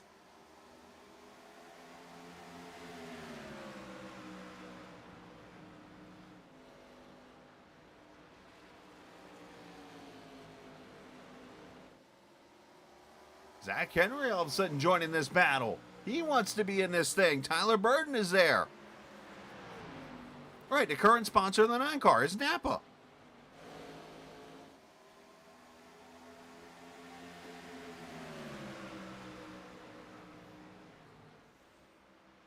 All right, I'll go by names. The driver, okay, so Casey Carrington is driving Bill Elliott's tribute car. Bill's son, Casey, in the 9 car, is sponsored by Napa. Ironically, Casey Kane drove the 4 to a victory here in the Truck Series. That's fair, too. Thank you, Josh. Facts again. I mean, you can be. Bill did have a son named Casey, by the way. Or not Bill, but they had a nephew. Unfortunately passed away of cancer. So now you really put a big twist into everything.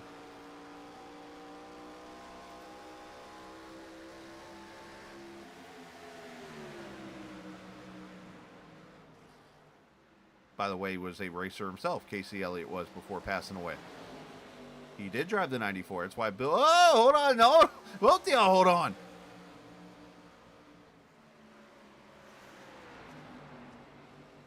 Oh, it could keep going. Especially if like, if somehow 94 laps later.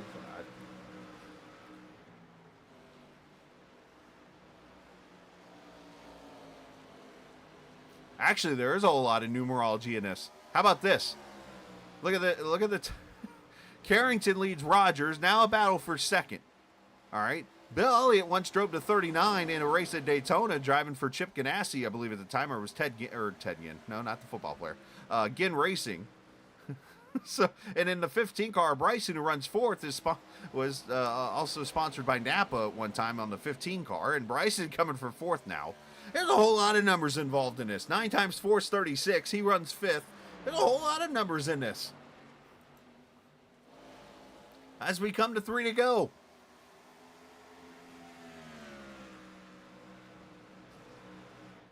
Josh Dillon's over like, what?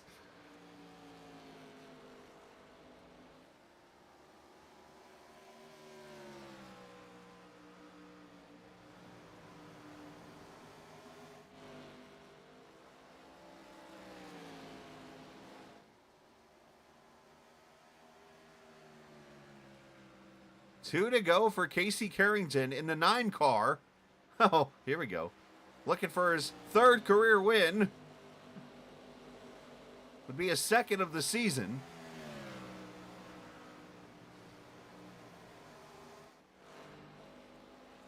And you wonder why it took him literally 3 minutes to send this video to me after the race. I knew who had won the race when he was like, "Hey, you want the race, by the way?"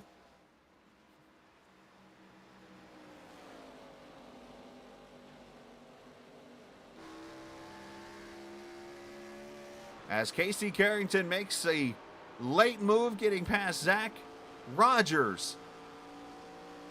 And it's going to break the streak of new winners on the season as Carrington, for the first time in his career, has 2 wins in a season and a win at the Rock.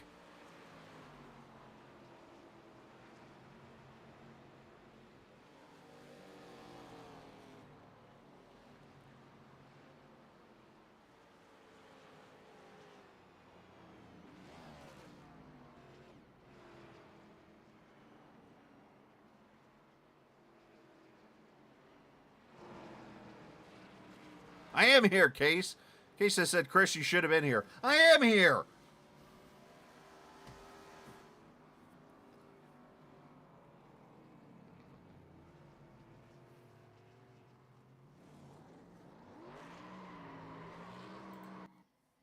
We're going to stop it here for a second.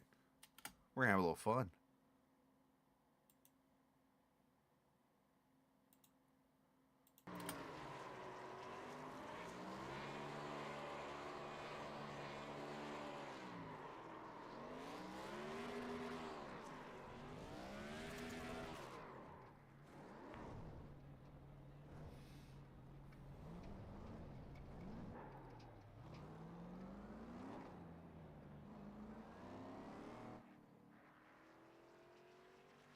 Now, who's ready for the craziest stat of them all?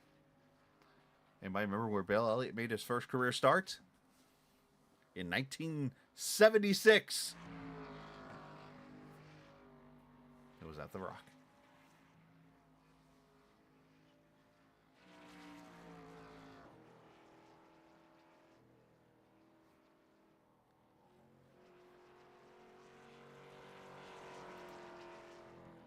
Who says you can't have a little fun with the graphics?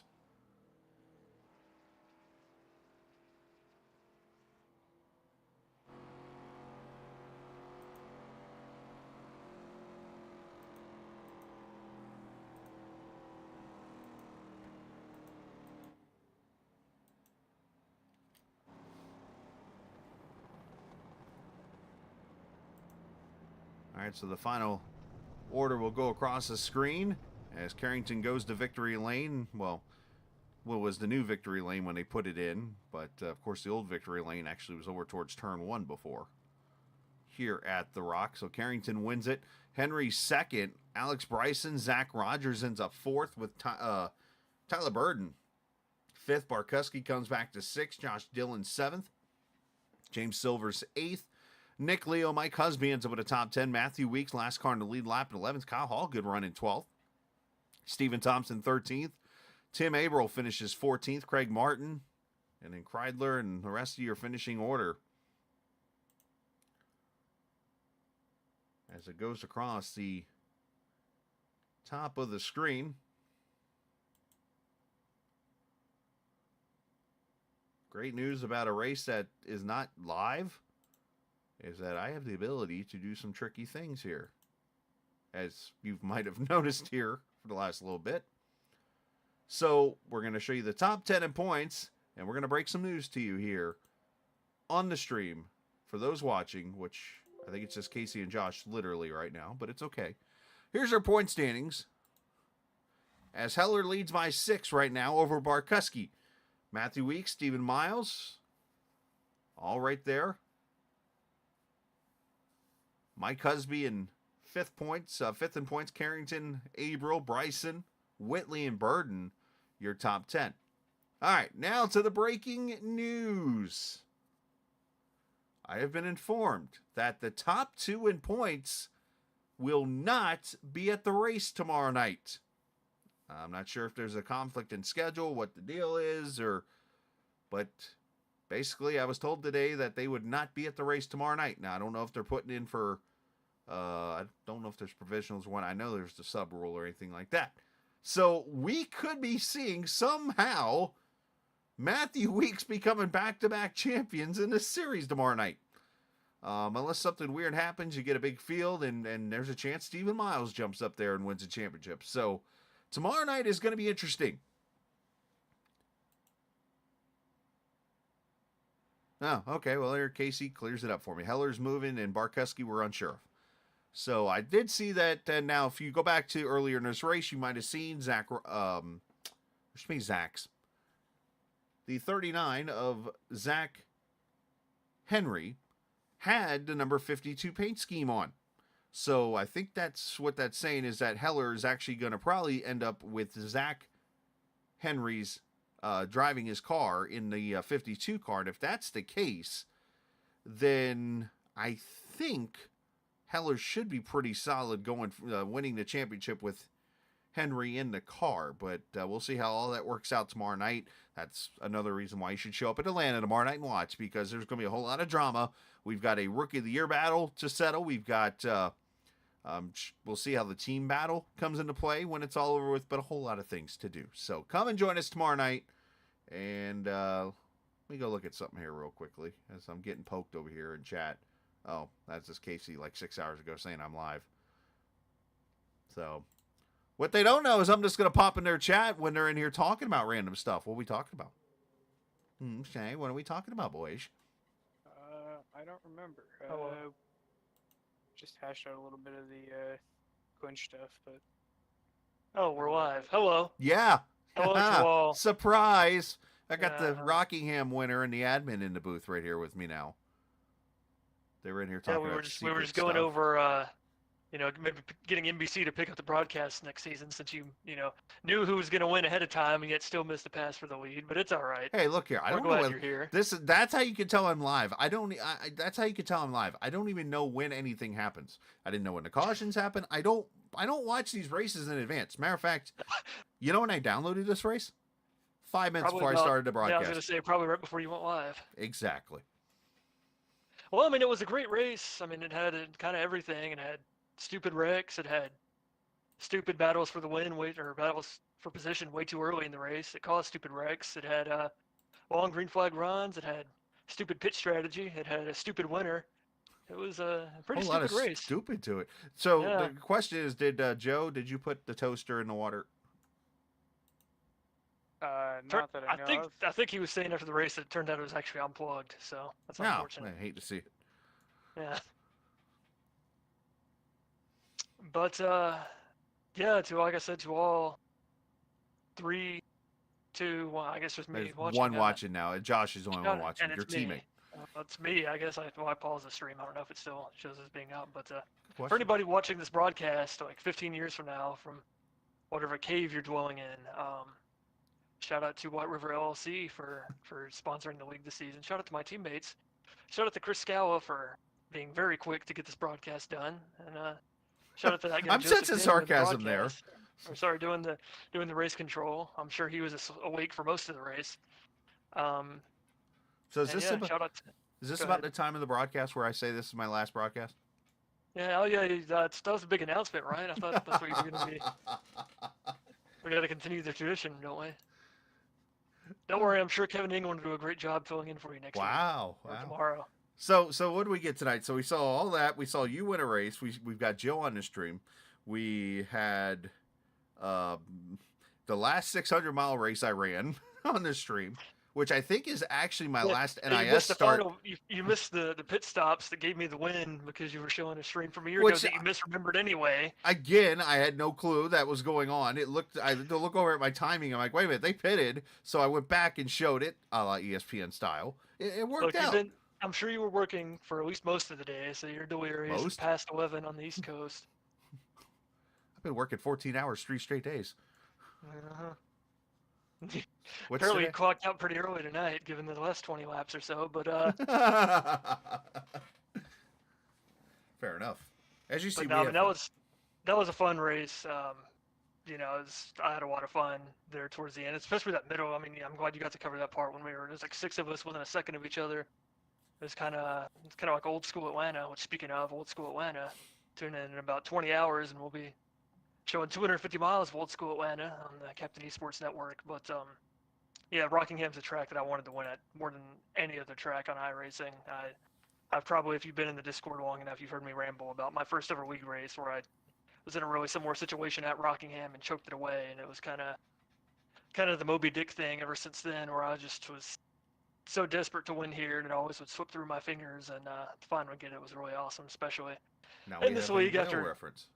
Yeah, especially after just such an awesome season for the league. I mean, you were kind of talking about it all night about the different winners and the clean racing and all that, and it's just can't wait for tomorrow night to cap off. Definitely the best season we've had in the league so far. There you go. So, hey, looking fun to it. I'll leave you guys alone now and let Casey keep picking on me off the air. Yeah, we were going on the we were doing the scenarios for the championship tomorrow. So. Well, it's kind of hard to figure out. We don't need a 6th hour of this broadcast, so I'll save that for tomorrow. But suffice to say, if either of the sub drivers for the 2511 guys finish top 5, then Matthew will be eliminated from contention. But other than that, there's a little more depth to it, and like I said, I'll get that all ready for you tomorrow night for the Peachtree 250 broadcast. But there we go. You've been trying to sign off now for 5 minutes. So I'll let you go ahead and do it. It's okay. I'm just. Where did the Peachtree idea come from, by the way? It's Peach State or whatever, and Peachtree. There's Peachtree City, which is somewhere near Atlanta. Home of? Reed Sorensen. Very good. I was checking. Yeah, I pulled that one from way back. If you'd asked me that 10 minutes ago, I wouldn't have remembered it. But, Reed Sorensen spots for? I don't know that he spots for anybody. He does spot, actually. It's for Josh Williams.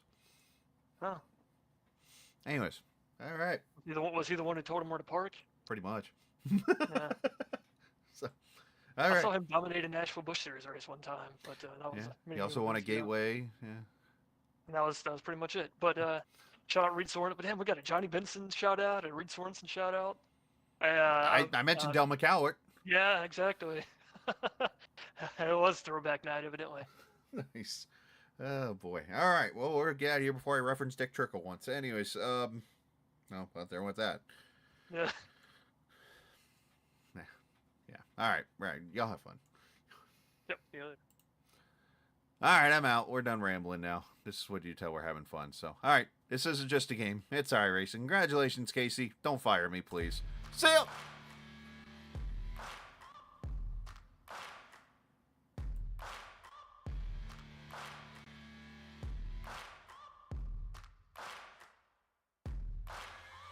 Searching for greatness in a sea of the dying and shameless.